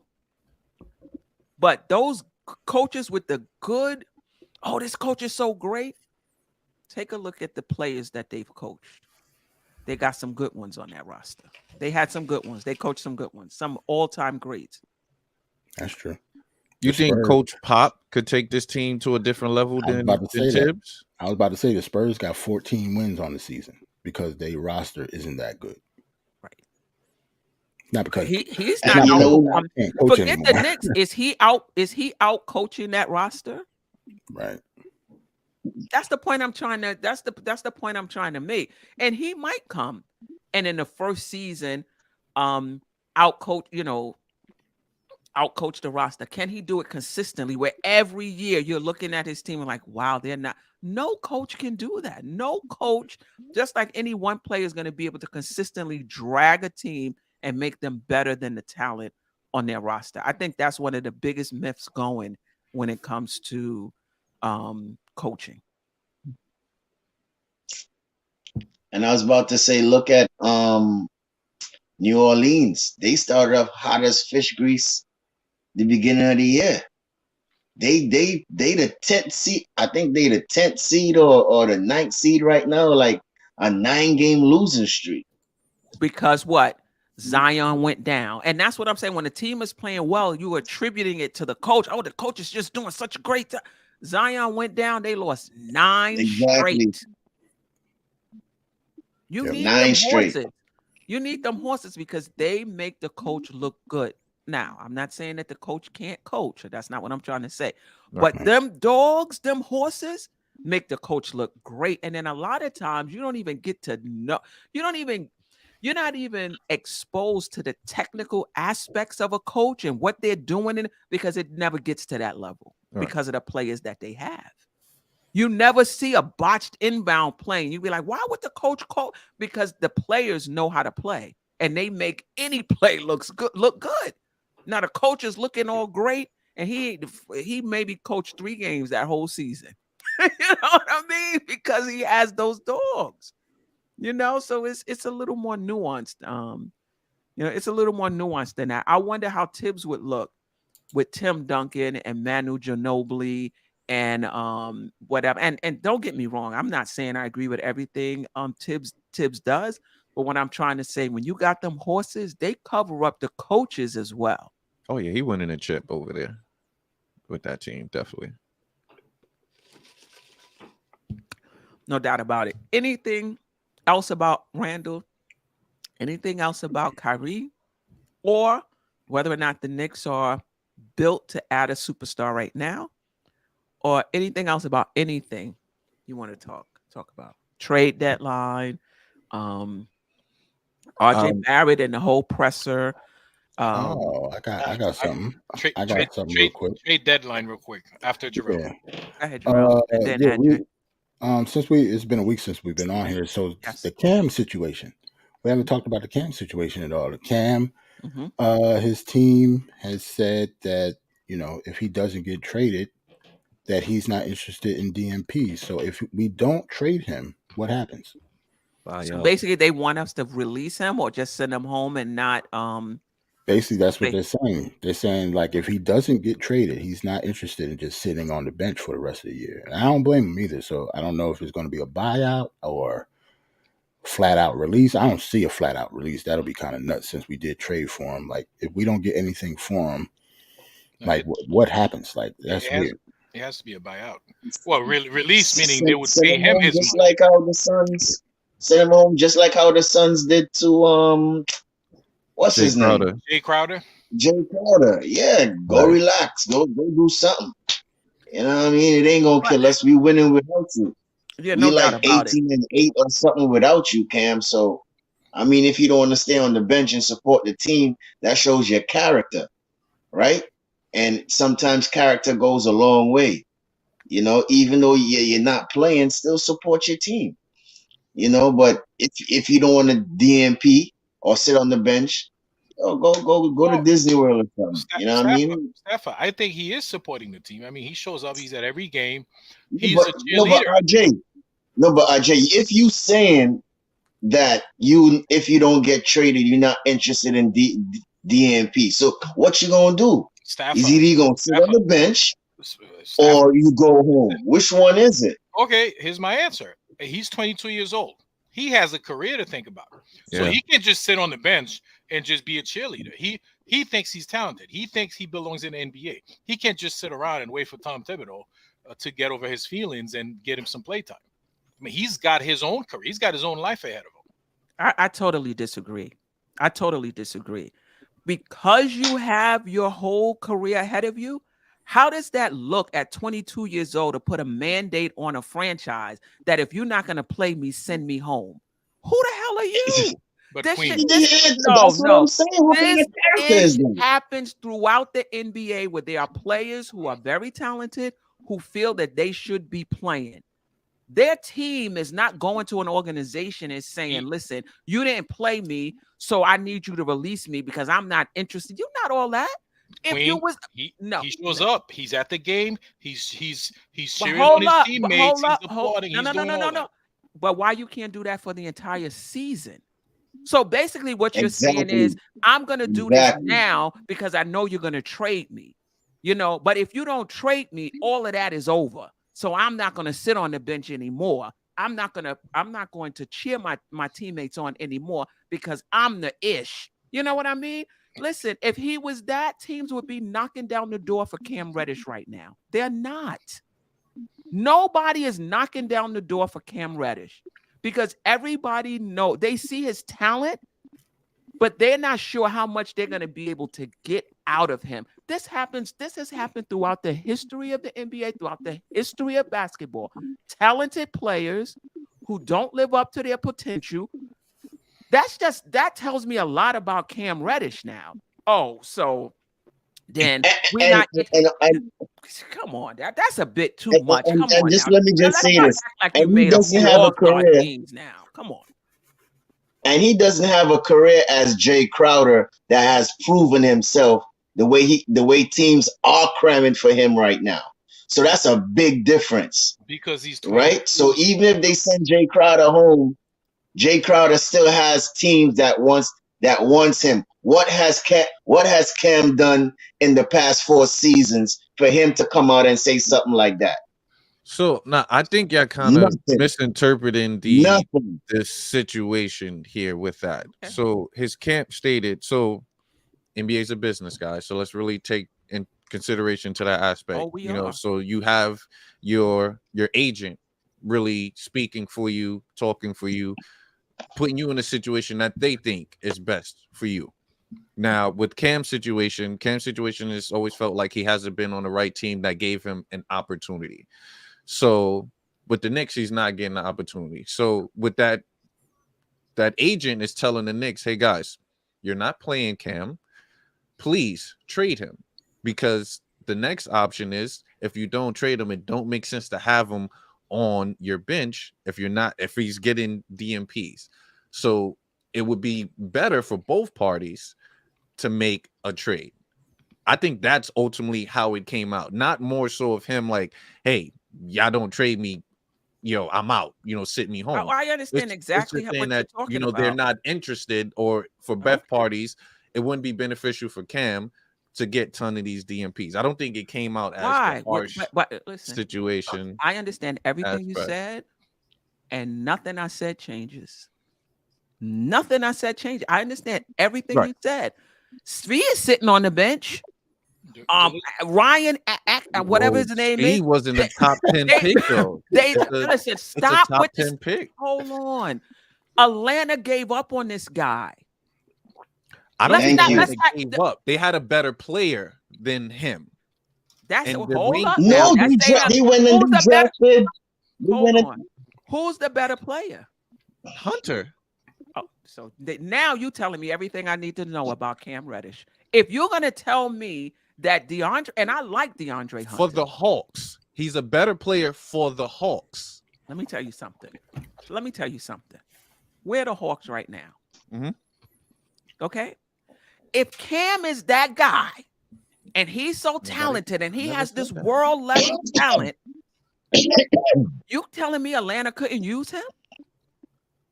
Atlanta could use him right now.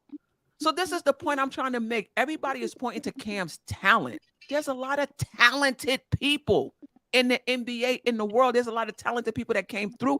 How much are you getting out of that talent? That's the difference.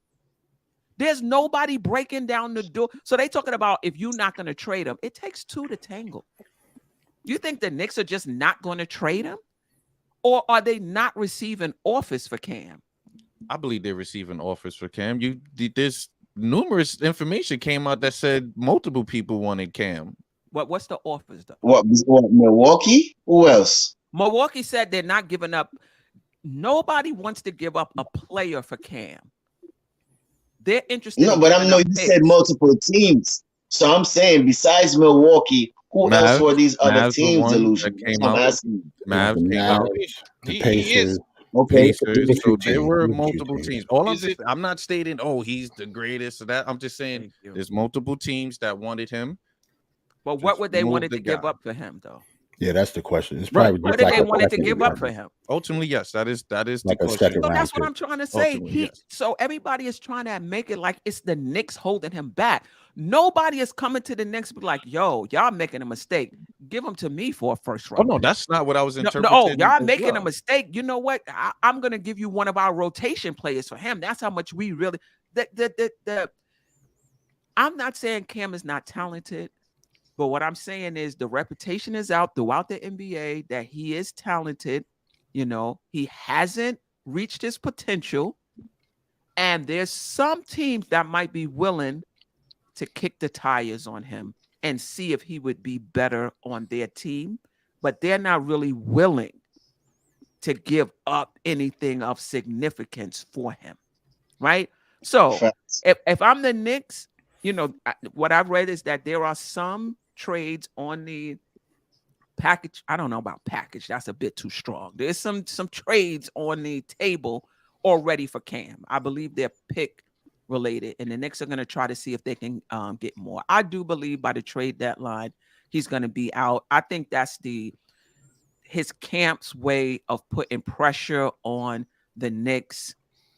But I just feel like I just feel like anyway, I just feel like they believe in their player. So I get it. I get it. I get it. They believe in their player.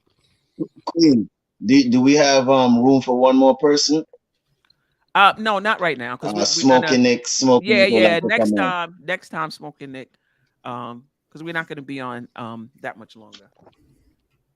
But Cam Reddish, they can't just trade him for picks. I mean, he is making $6 million. Something's got to come back. Right. It can't be $6 million to zero. Yeah, it will have to be a player. But $6 million is not that much money, though. That can be But handled. still, you easily. got to come close to it, though, Jarrell. You Right. can't just, you can't just be Cam for picks. Right. So I But see, it, a but it lot of doesn't people, even have to be a rotation player, though. It could be somebody sitting on the end of your bench Right, make it $6 million. That should that be you easy. and that you can just waive.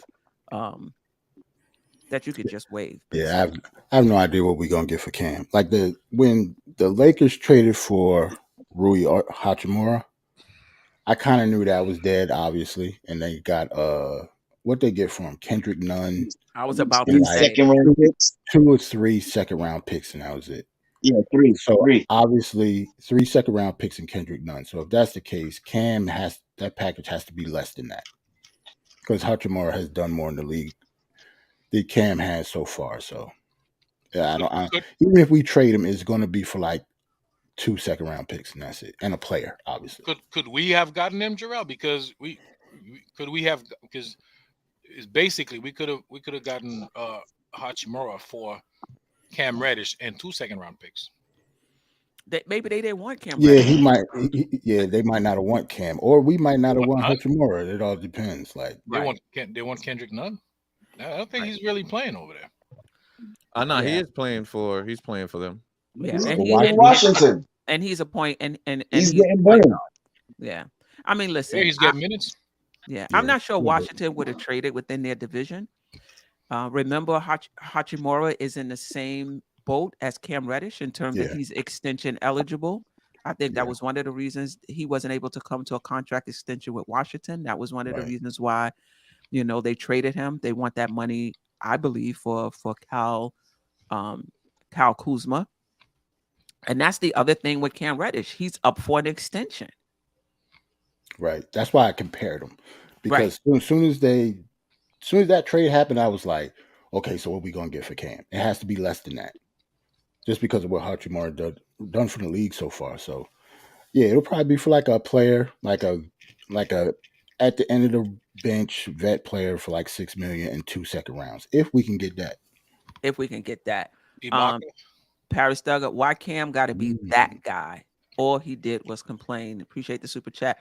The other thing, just knowing how Cam thinks of himself and how his camp thinks of himself, I wonder if he was even satisfied with the role he had. No. Because he wasn't a first, second, third, fourth option. He was basically a glue guy on this team. I'm not sure he would have been happy with that role. I'm not sure his team would have been happy with that role of somebody that's coming in playing 15, 20 minutes, and just being an all-around player. I think we still would have got to this point, even if he was in the rotation. That somewhere along the line, it would have got back to the front office, if it hasn't already, that he's not happy with his role and he wants to be traded. Well, that was actually the rumor that came out. They said assistant coach came out and said Cam complained about his role, and that's when, Tibbs sat him down. That was December 4th, I think, after the Dallas game. He hasn't played since. So that was the rumor about the assistant coach. We don't know who the assistant coach is or if it's true, like, in the first place, but that was the rumor going around. What's the summer league coach? What's that kid name again? Dice. That was Dice. That was actually Okay. All right. So there we go. And I didn't even hear that. And I just the way that he's talking about himself and the way his team is talking about, I don't even think he would have been satisfied with 15, 20 minutes. He wants to be the main part of a team. And I think no matter where he goes, that ship has sailed for him. Because usually it is the team that drafted you, like we're doing with RJ Barrett, that kind of gives you those minutes Right. and gives you that opportunity to grow into your own. When you get to this point and you get traded to a team, I'm not saying it can't ever happen, but you're gonna have to be lights out for them to say, you know what? We're gonna make Cam our number one, or we're gonna make Cam our number two, or even our number three. Queen, you've been saying that all summer, by the way. Really? That Cam has to ball out like in order to get a spot. You've been saying that he has to go nuts in order to get a spot in the rotation. Yeah. It just hasn't happened. Yeah, but I think that's going to be, no matter where he goes, I think it's going to be the same. No matter where unless he's traded to like a Detroit or an Orlando or a team like that, any other team, it's already established who their guys are. Right. Unless he just goes in there and balls out and then they reconfigure. Shout out to Thomas Banks. Tibbs didn't want him here. The situation been weird from the start. Absolutely. I think Right. though it was about assets at the time, that maybe they can include him in a trade for. You can't tell me they weren't making moves with Donovan Mitchell in mind. Donovan Mitchell has been linked to the Knicks since this front office has got here. All right. Wait, so you saying, I'm sorry, Steph. So you saying that they thought like by getting Cam, they could just package him off like he was more valuable than the first round pick they got for him? Because we traded away a first and Kevin Knox for him. Not saying that Kevin Knox can't be traded, but the first round pick alone, I don't know. Like we would have just had the first round pick in the package instead of Cam. Well, maybe not even for. Well, that's true. That's true. Maybe not even for Donovan Mitchell. Maybe they just saw him as an asset. Like at the very worst, if it doesn't work out, he's an asset. Right. Yeah, that's an expiring contract. Yeah, those makes sense. are huge. Those are huge during these time periods. It's supposed to be huge. He has to. To your point earlier, like, yeah, you're right. Yeah, we got 6 days, just like Kyrie, right? We got 6 days. We got 6 days. The trade. I believe a trade to happen though. I think so too. I think it'd probably be like, I don't know, after the weekend, maybe around Monday, Tuesday. I think Cam would be traded. Do you think we get OG though? You think we get what? Do you think we get OG? Well, I'll wait after the. Oh my god. Yeah. So Ramrock, why I say it is, usually when you're drafted, the team that drafts you gives you every opportunity to succeed, right? That high. Right, especially when you're drafted that high. So now when he goes to another team, they already have either a number one or a number two in place, or they already have their draft pick that they're grooming. I know he's young, and I'm not saying he won't get an opportunity on a team to play and possibly be in a starting lineup. But to be a number one where the offense is running through you, I think that ship has sailed, in my opinion. But anything is possible. Anything is possible. Everybody's talking about OG. I just don't think Toronto is going to trade OG within their division. I don't see that as well. And then also, before Ajay goes, OG is injury prone. Yes. And they're asking too much, in my opinion. I think when somebody is injury prone, the price should come down, right? Not go up. Yep. Now, if OG did not have an injury history, I still wouldn't give up 3 first-round draft picks. Right. But I would give up some draft capital for him. But so you disagree with the Knicks like wanting to give up 3 picks? Because that's crazy. I don't know how true that is, but if it is true, that's not true. Not true. Unless we're talking about unprotected probably, yeah. Picks. I mean, excuse me, protected picks. I'm not doing. I'm not. And I like OG. I love two-way players. Players. But keep in mind, a lot of his points, shout out to Knick Film School and Locked On Knicks. I like watching those guys. A lot of Me too. OG's shots are assisted. He's not creating his own shot. I think about Oh, yeah. 60+ % of his shots are assisted on. Yes. So he Typical plays 3 and D, within yes. the flow of an offense. Now, don't get me wrong. In my opinion, I think he's better than RJ Barrett. In my opinion. But he's 2 years older. He's played in the league longer. 2 years from now, we might be talking about RJ Barrett in that same breath. The only issue is I don't know if RJ Barrett will ever be the defensive player that OG Anunoby is. No. And that's on that No. wing, and No way. maybe that's what the Knicks are looking at. How valuable is it in this league where most teams have wing players that's getting after it on the offensive end, and you have absolutely nobody you can put on them because your best perimeter defenders are 6'4", 6'5", and under. Yeah. Right. So that could be why they're valuing him a little more. Like, we could just put him on. Yeah. Because look at Grimes. We got Grimes on Siakam. We got Grimes on Tatum. We got Grimes on Giannis. I'm like just, I don't know if we put him on Giannis, but I'm just saying. So I have a question. Why they're valuing him that much because of the defensive part. Yes, Steph, I had a question. All right. All how I see some people in the chat rave about OG, but this question is for the panel, okay, and for the chat. Does OG move the needle for this?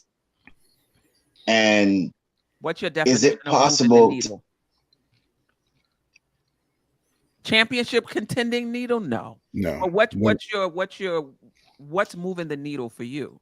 Yeah, like win an extra playoff series. Second round, I think so. I think you can compete in the second with OG, 100%. Right. With a healthy roster, second round, roster. easy compete, depending on who we get. Like if we get Cleveland in the first, how confident you feel about that? I feel Matchups matter. Matchups matter. You're right. Matchups matter. If we get, yeah, man. I think it depends on what you give up for him. Like if you have to give up like RJ for him, thank you. Yeah, maybe not. But if you pair him with, if we still have Brunson, RJ, and Randle, and OG is like the starting 3, then we might win the playoffs depending on who we playing. Jarrell, I'm gonna go even further. If we have our 6 rotation players, right, starting lineup plus IQ and OG, I'm good. Now, I'm not giving up.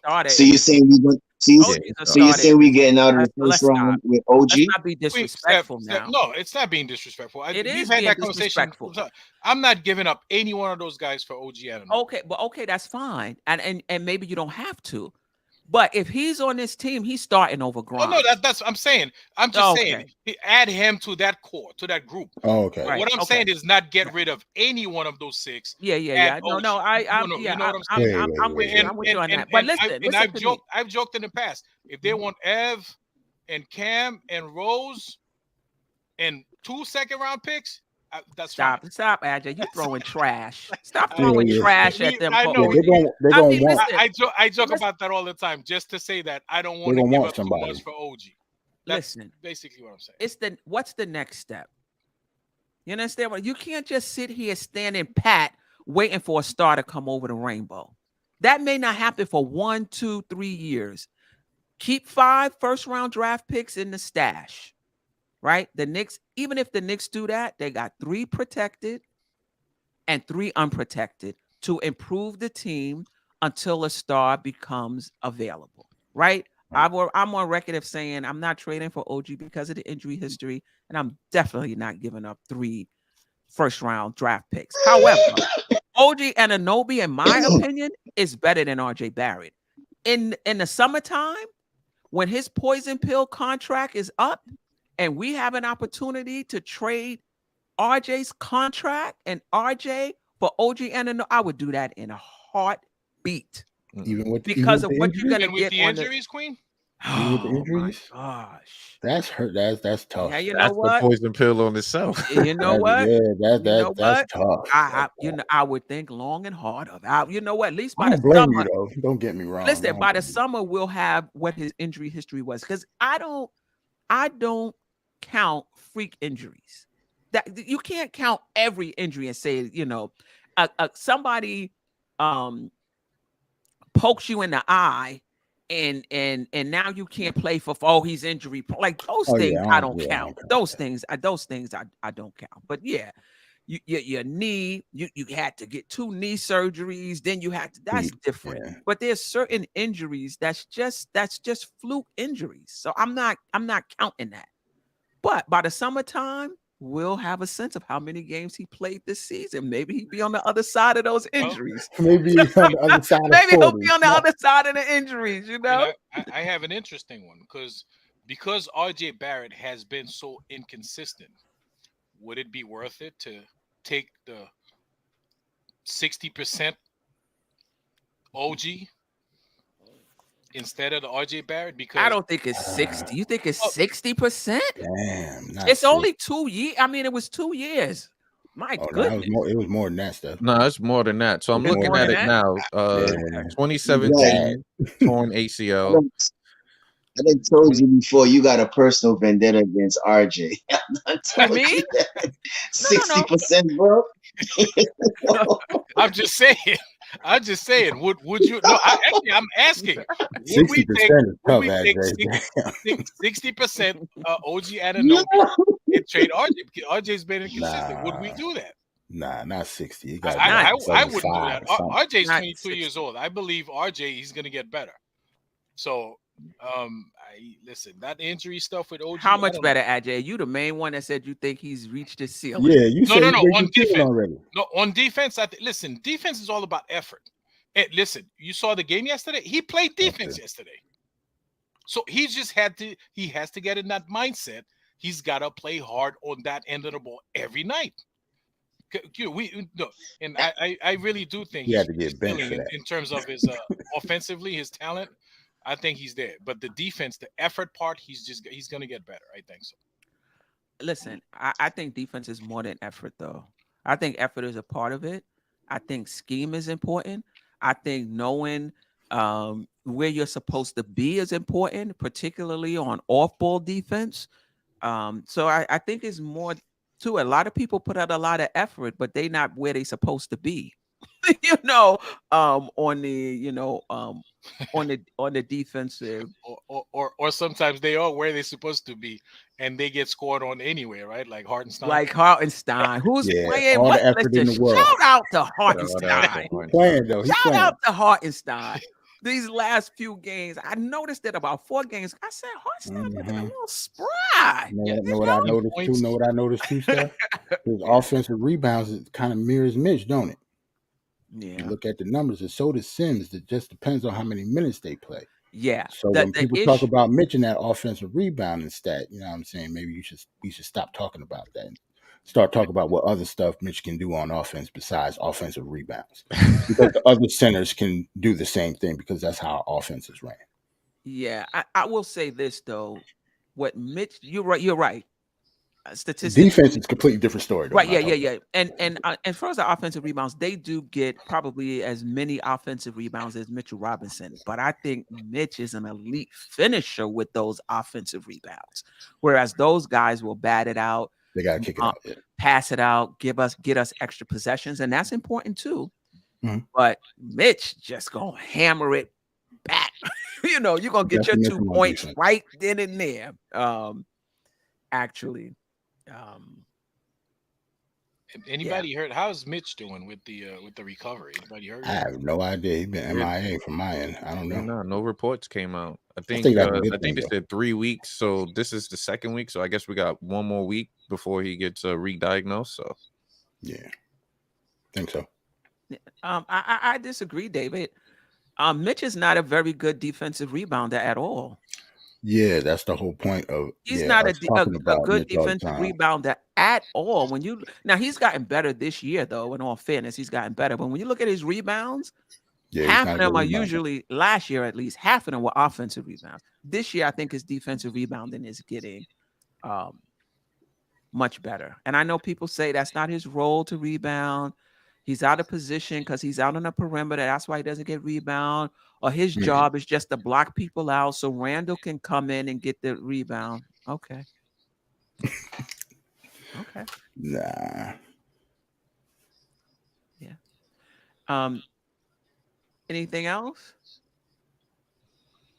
No, I No. think we covered pretty much everything, man. Like, we got a doubleheader coming up this Mm, weekend. We back play to the back, Clippers, yeah. and back we to play the back. Clippers. Who we play Sunday? 76ers. Clippers and the Sixers. Going to be 2 tough games, so we'll see. They both at the Garden, but that's not necessarily a good thing. So I don't Yeah, know. we got a bad record at home compared to the road. Like, I almost feel like I like seeing us play on the road more than I like seeing us play at the Garden now. No, we beat Miami at home. We try to lose the game though, but we I was beat about to say, AJ, I understand we won last game, but that last 5 minutes almost gave me a heart attack, brother. My cholesterol is way too high for the way that we played last night, bro. Oh my God, that's like life without Brunson. Don't get me wrong. We talk about Brunson all the time, and that's my man and everything, but life But without Jarrell, that's every night, man. Why do you think they call us the cardiac Knicks? cardiac Because Knicks, they'll baby. always be having a heart attack. like it's not fun You to gotta watch have some us at strong all. medication.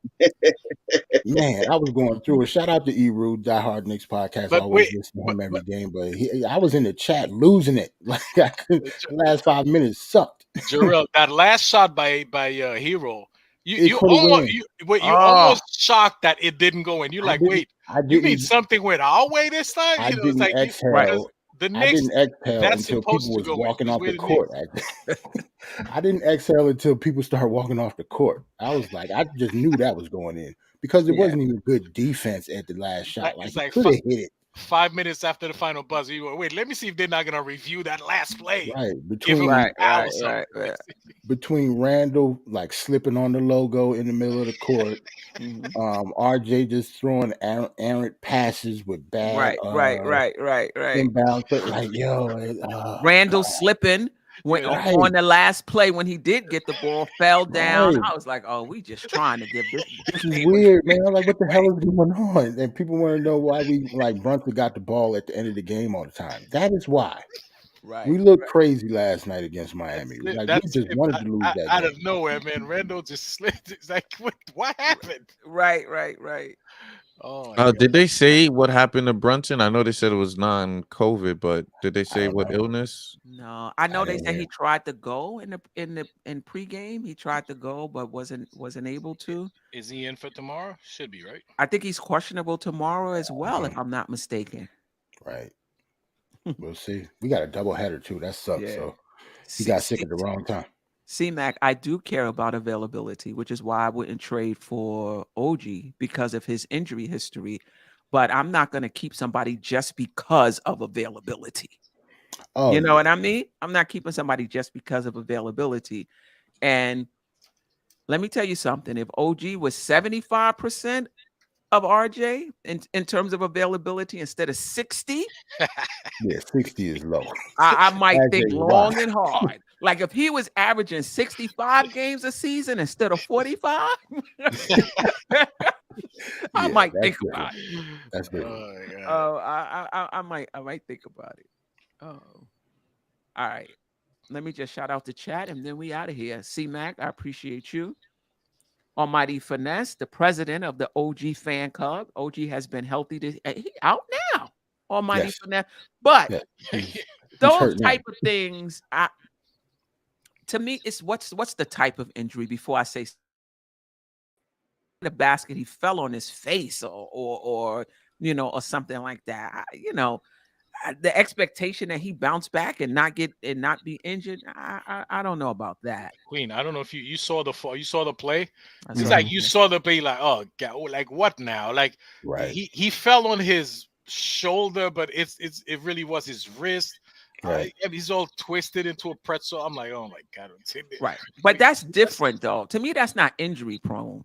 Right. For somebody to get fall like that, Right. Like he got caught in the air. That was all. That was an accident. Right.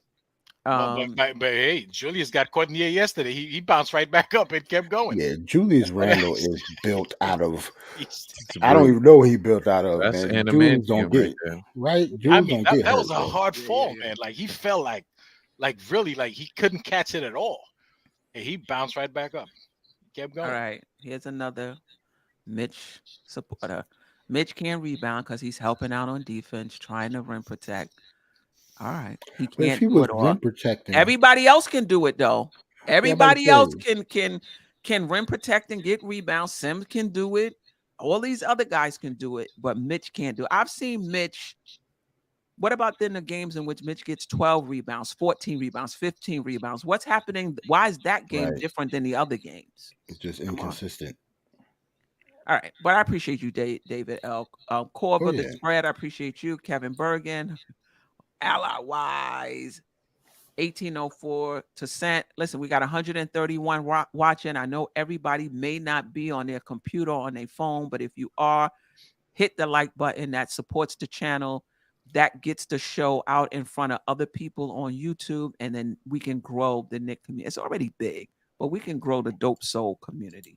All right, so hit the like button. If you're listening and you haven't subscribed, please subscribe to the channel Hold on, Steph, as well. real quick. Did you see Josh super chat up there? Oh no, I didn't. Josh got super chat. I just started. Uncle Okay, go ahead. Yeah, Tulio. start it. Hold on. There we go. Adding OG maybe gets us to 6, matchup with 3rd seed. We are not beating Boston, Philly, or Milwaukee in the first round. No chance. Love y'all, but y'all. So even if we don't, Josh, so what? So we don't make a trade. If it doesn't make us, so you only make so. Oh no, what I'm saying, your team is better, right? But because of the matchup, you're not better than that team. So you can be better as a team, but not better than whoever you're facing. So what are you saying? We should not make any trades that upgrade our team if they don't help us beat Milwaukee. To me, that just doesn't make sense. You know, I'm not sitting here waiting for a star. You know, if there's one comes available, absolutely go after it. But I'm not going to just sit here on my hands and not make any trades to upgrade this team. And I'm not saying it has to be OG. You already know how I feel about OG. Because that trade is not going to help us beat Milwaukee. It might not, but the next one might. And that next one by itself might not have done it, but that next one with OG does it, right? So you still got to step by step, piece by piece. You still got to improve your team. You can't just sit here waiting for a star to come over the rainbow, in my opinion. But I appreciate you, my brother. Thank you for the super chat. Queen, we got 100. Let me see, 129 people watching, 130 people watching. And only 78 likes. Yeah, get them likes up. Get them likes up. Hey, listen, that you know what? That's just at 60%. We OG Ananobi. Come on, let's get them likes up. Don't call us OG Ananobi. Not 60%. Y'all gotta do 60. Y'all gotta do better than OG. We gotta do better than OG. Injury prone chat. Come Hey, on, listen. The conversation don't stop. So put your comments down in the comment section. Let the queen know how you feel. You know, write all your observation, your opinions in the chat. It don't stop. Let the queen hear what you got to say, and she'll definitely respond to you because she's good like that. So shout out to the queen, man. Right. Yep. How is the starting defense better with OG at 3 and now Grimes on the bench when RJ goes to 2? Yeah, I mean, listen, in a perfect world, that is a good question. In a perfect world, which is why I don't like the RJ OG pairing. I don't like it. For a lot of reasons. I would prefer a bona fide shooter at that shooting guard position. And at that third position, if OG is there, or anybody, a two-way wing is there that can defend, now I'm happy. And that shooter needs to be able to defend as well, right? So I would, in a perfect world, I want two-way players at the 2 and 3. So Queen, you agreeing? So Queen, you agreeing with RJ and Uncle Fulio that RJ should go on the bench? If he's, I don't think it would ever happen. It would never happen. Mm-mm. It would never Grimes will happen. just be coming off the bench and can play defense. That's all. Yeah. Because OG is a good defender too. He would just be replacing Grimes as our number one wing defender. That's all. But Right. but to But I that hear what people are saying. We're in the but to that same last comment, boat that with kind of makes sense. yeah, And we're in the that same last boat comment with is like, RJ. well, you don't really improve your defense because you No, take one good defensive player, put him on the bench just to replace with. But a 6'8" nah, defender and a 6'4" yeah, defender it's is two different. different things. It's Right. different, and So, plus we so don't have OG coming off the bench right now, so it's not the same. right, so Right. we'd We will move. have two good defenders, one starting and one coming off the bench. Now Well, we yeah, just got one I starting. think he was starting. He's talking about the starting lineup. So RJ would move to the 2 if we get OG. Yes, Right. yes. I mean, I don't think it matters. Both Yeah, of don't them matter. would be. I don't Switch. think. I don't Yeah. think it. I don't think it matters. A lot of switching. Do you think That he'd be goes a on. better defender if he's playing 2s? No, No. No, I think when because people people talk blow about by that, him. they talk about Period. the offense. They Yeah, talk about offensively. He would be able to overpower 2s, but to me, not RJ can defensively. overpower 3s. I don't. He can get to the basket on whoever. Right. Quite frankly. And on the flip side, anybody can pretty much go by him. So I mean, that's of right now. Well, is it the weight? You know, because he definitely put on a lot more weight to kind of endure the full length of the season. Because remember, RJ at Duke was not. Yeah, he did Excuse not me look for like the term. that. right, Pause. right, He right, wasn't as right. thick as he is now, Yeah. but he definitely put on a good amount of weight Yes. to sustain the ability and the ability during the time period. So Yeah, I mean that. Yeah, I do agree with that, but I don't know. Like I mean, if it doesn't make a if big difference, but yeah, if I'm Tibbs or the front office, I don't care how much weight you put on. You still got to play defense. You know what I'm saying? But I understand what you're saying though. Like that does make sense. He has gained more weight. You could tell.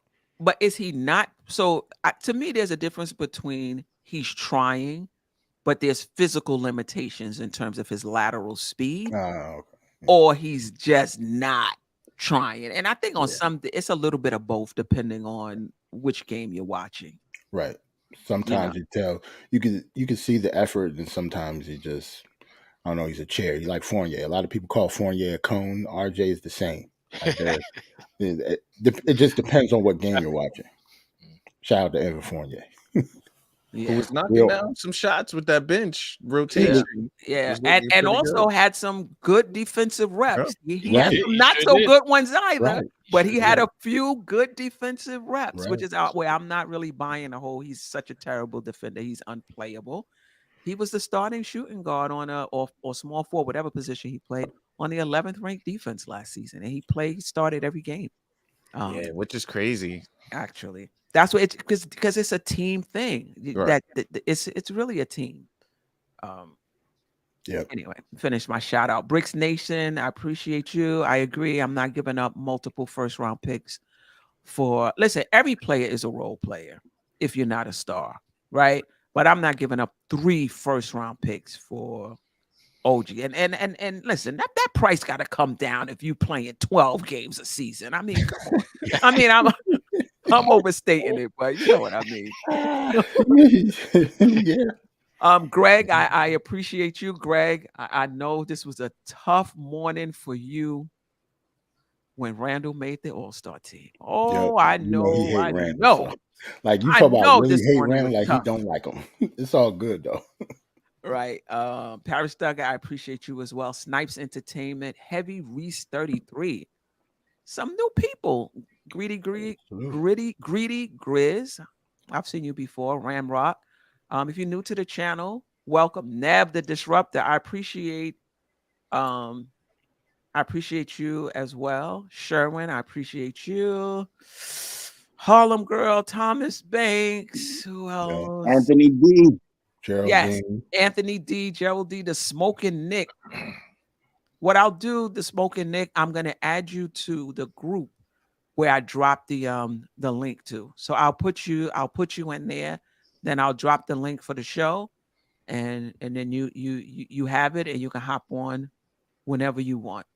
To I know I said we was gonna be we would be off soon, and then we went like another hour. Salute to Kareem too. He just say he appreciates stuff. Salute to Kareem, I appreciate you. Kenny Payne, Rebuild, NYK, Jeff Clafter, JJ. Uncle All right. Fulio. Uncle Fulio, Yeah, Uncle Josh, I Fulio. appreciate you. Parish came through Mike too. Boy, yeah, Gave us some Parish support. Duggar, yeah. Gerald D. McIver, I appreciate you. Ashley Inc. Wiz, he Word. said we are Quiet built to add money. quiet money, yes. Nick Yak as well. We are We'll built say to we add a built. superstar right now. Okay, Well, all we were right. supposed to add Donovan Mitchell this past That's true. offseason, That's Wiz. true. So I do agree with you there. You're right. Yeah. Nick Yak, McBride, Flasher, and more to come. Listen, when Randall threw that pass to him, I was like, "Come on, Randall, recognition, yo. Why are you passing?" Flash. He knocked it down. What I said, dudes "All do? right, man." Flash, Steph. He was actually 100% from the field that whole game. Right. So. Yeah, he was. That's what's up, Listen, man. No, but RJ We're not passed the gonna talk ball about. to him too out of a double team also too when it was he out of knocked down that three also. We ain't That's gonna the talk point I'm about trying that. to bring out. He's not always terrible out the double team. I said He's we not ain't gonna. always terrible. We what ain't gonna about talk when? about that miscommunication they Yeah, had with the. yeah, that's what I was gonna pass say. With off. Like, I think that was on Randall though. I think he didn't hear Tom Thibodeau say something to Deuce get the ball, and Deuce went to try to get the ball, and Randall probably was like, "What are you doing?" That's what it looked like. Randall was like, get out of here, kid. Right. It's grown man stuff. I think that was Deuce doing But, what Tibbs said. Guys, I mean, that's what, does Tibbs really have to shot? Like he's yelling the entire game. yes. Why? He's the only one that does that. I don't hear any other coaches That's yelling. Tibbs, yo. That's What That's is just that? you don't know that, RJ. Do you watch other basketball games and see Yes. other coaches? Well, I listen. And he's the only one that does that. I don't hear Just like them how as they loud. said he's the only one that stands up for the game.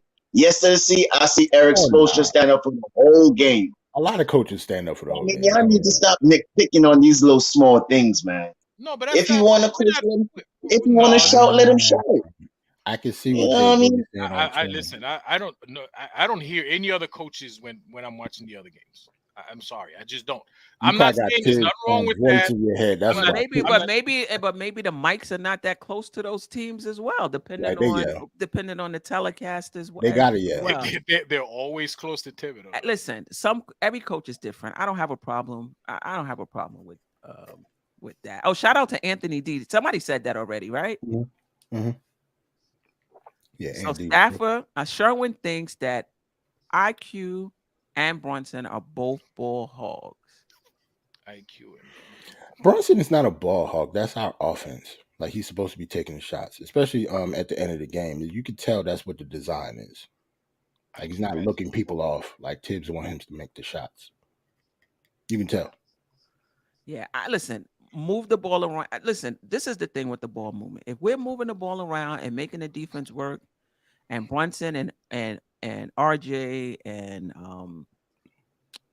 Randall are still getting their shots in their spots, then move the ball. It makes the defense work. You might have a slight advantage because you're going to get to the spot first, get the ball, they're closing out. You get an opportunity to make, a quick move, or what have you. I'm all for it. I'm just not for an equal opportunity offense where everybody is getting the same number of shots. Your best players at the end of the day have to have taken most of the shots. I agree. Oh, and another quick shout out for Brunson. He was actually nominated for Player of the Month too. Yes, he was. Because he averaged almost like 29 for all of January. So he's taking all the shots because that's what Tibbs wants him to do. Right. I thought Brunson is about 5 levels below. Let me listen. We haven't talked about this, and maybe we'll do a show on it. I don't think Brunson has reached his ceiling either. Nope. Brunson is 25 years old. Right. It's possible that he can become a star. Yep. Definitely possible. Because really, just like Randall, it's not even about his skill level, right? It's about consistency. Yep. It's about consistency with Brunson, right? Randall is about decision making, a lot of other things, that he needs to do to level up his game. But with Brunson, from what I see, it's about consistency. And then also, as somebody did point out in the chat, I think it was Sherwin, sometimes there is, when he does get into that lane, sometimes somebody is open. But let me tell you, these guys are so confident when they get into their sweet spot, they feel like that shot is going in. Right. Like when Brunson is in the lane, I don't want him passing. No, that's 50%. I'll take that. Right. That's 50%. What do you guys think? If you're a really good player and you're in your spot, would you rather a really good player take a slightly contested shot? I'm not talking about somebody draped all over them as a triple team, but people are in the area. Some people would think that's a bad shot, and that they should pass it to somebody who's wide open. Your thoughts on that? I think it depends on who the player is. Remember when Damian Lillard hit that shot on Paul George, and Paul George said it was a bad shot? Who could What forget Dame say? It's not a bad shot. It's a bad shot for you. Mm. It's not a bad shot for me. It depends on who it is. Like if I'm confident in what my game is, I'm taking that shot. And also depends on who the open player is. Well, yeah, that's Right. true. Also. Right. That is true. Also, That's It why depends on when who it Randall is. threw the shot, I was like, "Oh, Yeah, why you pass throw the that dude? to McBride Yeah, I get at that. this I get that. critical juncture in the game." But shout out to McBride and that bench. You could see the urgency popping off their skin when they came Right. into the game in the fourth quarter. Right. So yeah, if like that's like saying, Kobe shouldn't have took all those fadeaways. He took all those fadeaways because he can make them.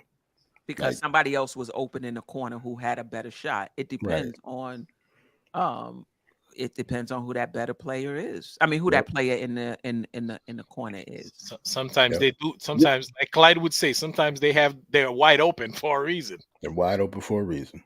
Do y'all think sometimes, as I'm talking about the bench, right? Like how the bench wasn't playing good, how they playing now. Do you think that they hear the noise outside, the Hartensteins, Yes. the McBrides, and see how they did not play? Do you think they hear the noise?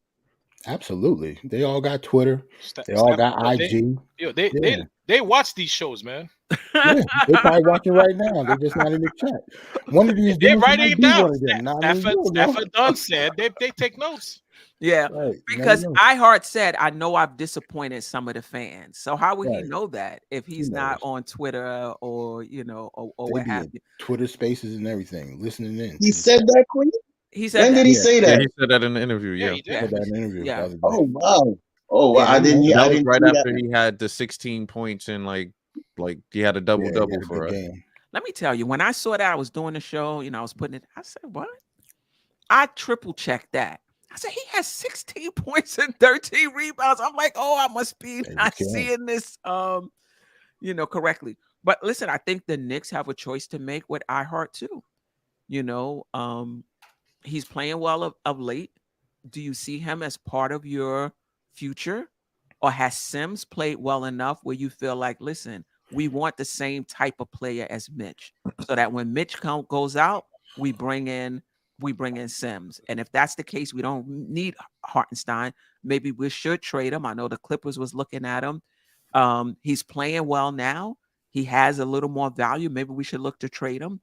Or are you thinking, wow, this is what we was thinking when we signed him. He's healthy. He's a little more spry. He's gelling in that second unit. I think we should keep him. Where are you guys with that? I think Sims need a little more seasoning, man. Because when he goes up against like Anthony Davis, Adebayo, and Embiid, and they do a lot of pump fakes, he goes for it, and he gets in a lot of foul trouble. I'm not saying he's not a good player. He doesn't rotate. He blocks shots. He rebounds properly. But I just think he needs a little more seasoning. And then I think give him probably about another year or two. And then after we probably could move him from iHeart. But for right now, I think we should keep iHeart for the 2 years that we signed him for. Yeah. Bam put on. I don't know if Hartenstein was guarding Bam for every possession of those 30 points. No. Julius caught a little bit of that too. Yeah, Julia, didn't Sims play a few minutes? yeah. Yeah. But he put up 30 on the Knicks, and he put up his fair share on Hartenstein. He's Yeah. an all-star. Yeah, I was about to say the same thing. That's He does that. He's an all-star. He could put the ball on the floor. He can, he got that fadeaway jumper, and he has such nice touch, nice. on his shot. That But mid-range. You got we that already know about Yeah, he can ball. I like Bam.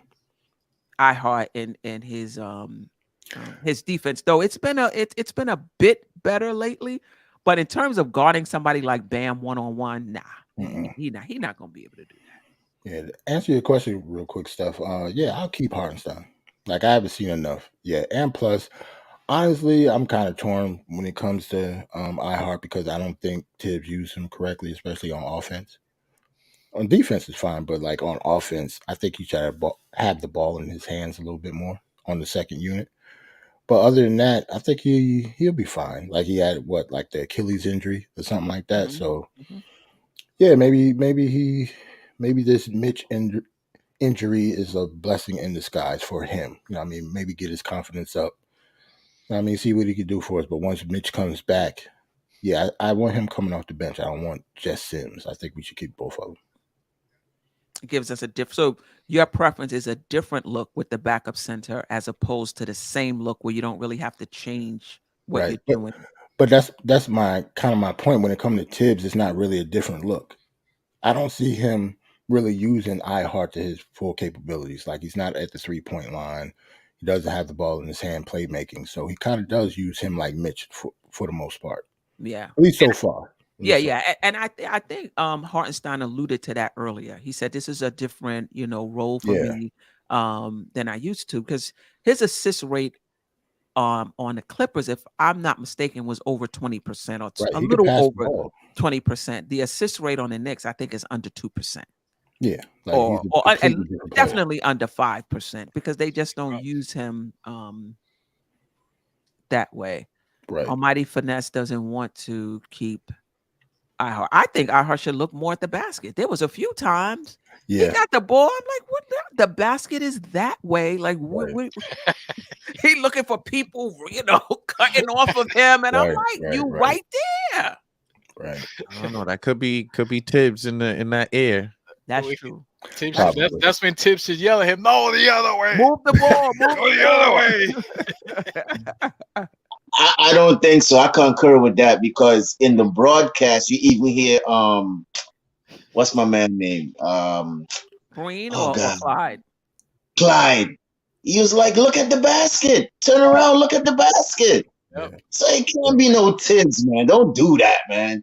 Well, Once you have an opportunity, if you have an opportunity to turn around to the basket and make a field goal, you go ahead and you do that. Because actually nobody was in front of him on that particular play. So turn around. Nobody was in front of you. You looking to pass the ball like what Queen was saying. So I mean, look, Julius did that a couple of times too yesterday. It worked out. It turned out we scored on those dish shots, but he did that a couple of times too yesterday. He was right under the basket, grabbed the rebound, and passed it to whoever was at the 3-point line. Yeah. I mean, I think Sims is coming along, for sure. A lot of all of these players, you can't just look at the stats. You got to actually look at individual plays, Right. As well. But I really do like Sims, but I like iHeart as well in terms of the versatility. But if we're not going to use him to his strength, though, I think lately we're seeing a little more of people cutting off of him. Remember, he hit McBride on the back door. One time we're seeing a little bit more of that. Him and Quickly got a thing going at the top of the key. Well, he'll pass it to IQ. IQ will pass it to him. He'll screen it off, give it back to him, for a shot at the top of the key. Andrew K brings up a good point. We talked today about Kyrie, but when Kyrie leaves, KD might request a trade. And we already did that though. would you put an offer in for KD? Yes. You have to. He Right said off he the don't bat. want to come to New York. Like, Yeah. I ain't Say even that. wasting my time with KD. Yeah, I understand putting He in the did say offer, that. putting in the He did offer, say but that. I would treat it like Kyrie, like he would have to request us, He Right. did say what? He didn't want to come here. right? Like if We're he not did, cool. That's what he said. The yeah, Knicks he are said he not didn't want to come cool. here. Oh yeah, I remember. That's what he said. So yeah, like he would have to request Yeah. us. Like is like if we try to get him, we're not going to get him. Not recombobulated. he did. He did say that. He did Yeah, I missed say that. that. Yeah, And then when crazy, they showing the replay, he said, "Well, this is the recombobulation." Like when they went back to recombobulated. he said- Yo, some words I hear Clyde be saying, man, I be like, where you be getting these words from? He be having me rolling. Yeah. yeah, no, he's awesome. But Yeah, man. Rock, I I was to say appreciate that. this. I was watching a Knick program today also too, and the Portland Trailblazers. Well, I should say the fans. They love iHeart too. So if the Portland could get him too, they would love to have him. Well, I'm about to say, what's the package? What they talking about though? You know what I'm saying? Like I I'll didn't listen. say I'll he was listen. untouchable. Josh I'll Hart. listen. Josh Hart. They Oh, will exchange Josh Hart for straight iHeart. up. Oh, give me Josh Hart. I like Josh Hart. Yeah, like give me I Josh really Hart. do. Then Yeah, heart for heart. he'll be our leader off the bench. Him and quickly coming off the bench will be a nice backcourt. Yeah. Yeah, that'd be nice. And the rebounding will stay up too. Yeah, Yeah. Yeah. So Portland would love iHeart over there. Well, there's 6 days to the trade deadline. To me, I feel like the bench is playing better Queen, to the point if they don't make any moves, I'm okay. I think the bench is playing better. Everybody's like, I don't know. Yeah, I don't know about that. I don't know about that. Is the trading deadline the 9th, right? That on the 9th? 6 days. And I haven't heard the Knicks involved in any trades. But wait, Queen, the 9th, that's a Thursday. Guess what? You're doing a show on that night. Yep, we got. That's right. The The Knicks don't play that night? No. Oh, that's next week. Is that next week Thursday? Yeah, they don't play next week. Next Thursday coming. That's next week. Show gonna be fire. I'm looking at the schedule now. We play Saturday, Sunday, Tuesday, and Friday. Next week is Friday. So the night. trade edition. So we can either talk about the trades they made or the trades they didn't make. Yep. Right? Shout out to Trav. Yeah, and I ain't other trades around the not league. yet. Go ahead. So not yet. We only got 6 days, Trav. Like, hold on. But I see what he's saying. Like I said, the same thing. Like like he just got here. Like maybe at the end of the season, if you could get another package for him, and plus, to be honest, we got 6 days. It depends on the package that we're getting back for him. Right. I'm not saying I heard it depends. but I do. Right. Sorry about that. That's all good. Yeah, I will keep him too. As I said, for the Knicks, because he did sign a 2-year contract, so he has 1 more year. Yeah. So Sims could get a little more seasoning, and then after that, if you want to put him in a trade package, sure. Because next year will be an expiring, I think so. Right, exactly. Oh boy, sorry about that. Sorry, guys. It's all good. You good, Queen? Queen, yeah, it's almost midnight. I Go ahead and make a couple more mistakes. It just hung up on us. Yeah, like we good. It's almost midnight. I told you after 11, anything goes. Anything's yeah. Oh, I'm definitely looking forward to that. The trade recap, and also not just the Knicks. Did anybody in our division or in the Eastern Conference make any moves? Significant trades? Yeah. If they did get rid of Kyrie, what did they get for him? Because we still have to play Brooklyn. Like they're not over just because they trade Kyrie Irving. Depending on what they got back, they could be even a better team. It just depends on what they get back. Yeah. I don't think they're getting rid of Kyrie. They'll find a way to work it out. I kind of and maybe they was calling, maybe his camp, that was their way of calling their bluff and letting them know, listen, you're not going to get anything if I go to free agency. So you might want to take those stipulations out the contract. Right. I actually think it was smart on their part, to be honest. I would like to be a fly on the wall and find out what these stipulations are. I would really like to know. The only rumor that we heard so far is something about winning the championship, but I think that is nuts. They're gonna give me But something. isn't that the goal for every team every year? So Yeah, why but would you put some type of stipulation like that in the contract right, when you exactly. know you got two bona fide stars, especially in KD, and that's what he wants, a championship. So why Right. would you put something like that in the contract? And I wonder if a lot of this is because of what happened with the anti-Semitism. They couldn't get It could be. all of their stipulations met around that in terms of him coming back to play. Remember, he had to pay, was it 50,000 or Something crazy, 500,000? He yeah. had to meet with these You go get counseling leaders and and all that whatever. other stuff. And I believe, if I'm not mistaken, the NBA Players Union stepped in, Right. right? They should. As well they should. And now they're saying, okay, fine, but they can't do anything about this.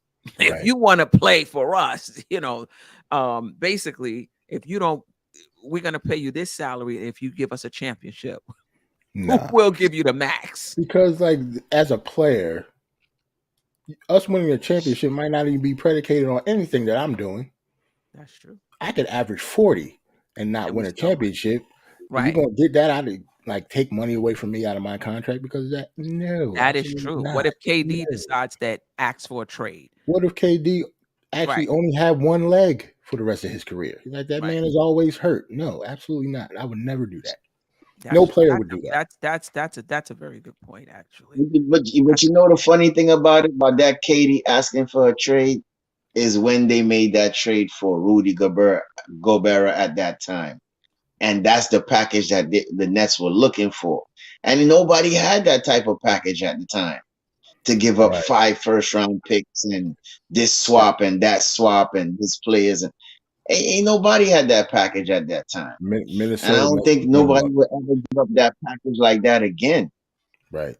in my Minnesota opinion. gave up too much, so it messed up the market. Yeah, ridiculous. Right. Yeah, definitely.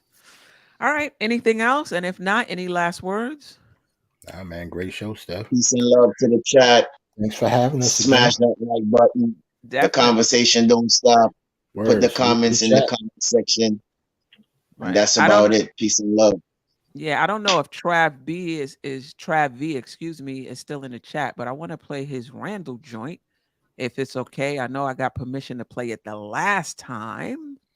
I think it's okay, but being that Randle made the All-Star team, I want Word. to just It's only just right. leave with Trav B Ryan's track on Julius Randle. All right. Let me see if I put Run it. the track. They say I'm not built for this city. Then why am I still here and I'm still gritty? Stood my ground, never left them ghosts. Out of every other player, I had to change my game the most. I am just another player, I don't need no standing no. After all them shots fired, I am still standing though. Yeah, that fire's still burning when I'm running coast to coast. Yeah, they call me Mark Berman, I bring trouble to the post. They say I'm not a leader, that is just BS. Try to take away my 4th seed like they ACS. Had the city on my back, and I did my best. And I'm still strong enough to wear it across my chest. You don't have to scream 30 when I'm on the floor, but you'll need 30 of me when you go to war. And they move the goalposts when I try to score, screaming we here like I didn't start that off. You're my fam, love it here, and I have no regrets. I'm part of your success, look how easy we forget. I picked a different role and I never missed a step. When things ain't right, I'm still really good with my left. Come on. They say I'm not built for the city. Then why am I still here and I'm still grinning? 20, 10, and 5 ain't allowed. Well, this time I do it with a smile. 30.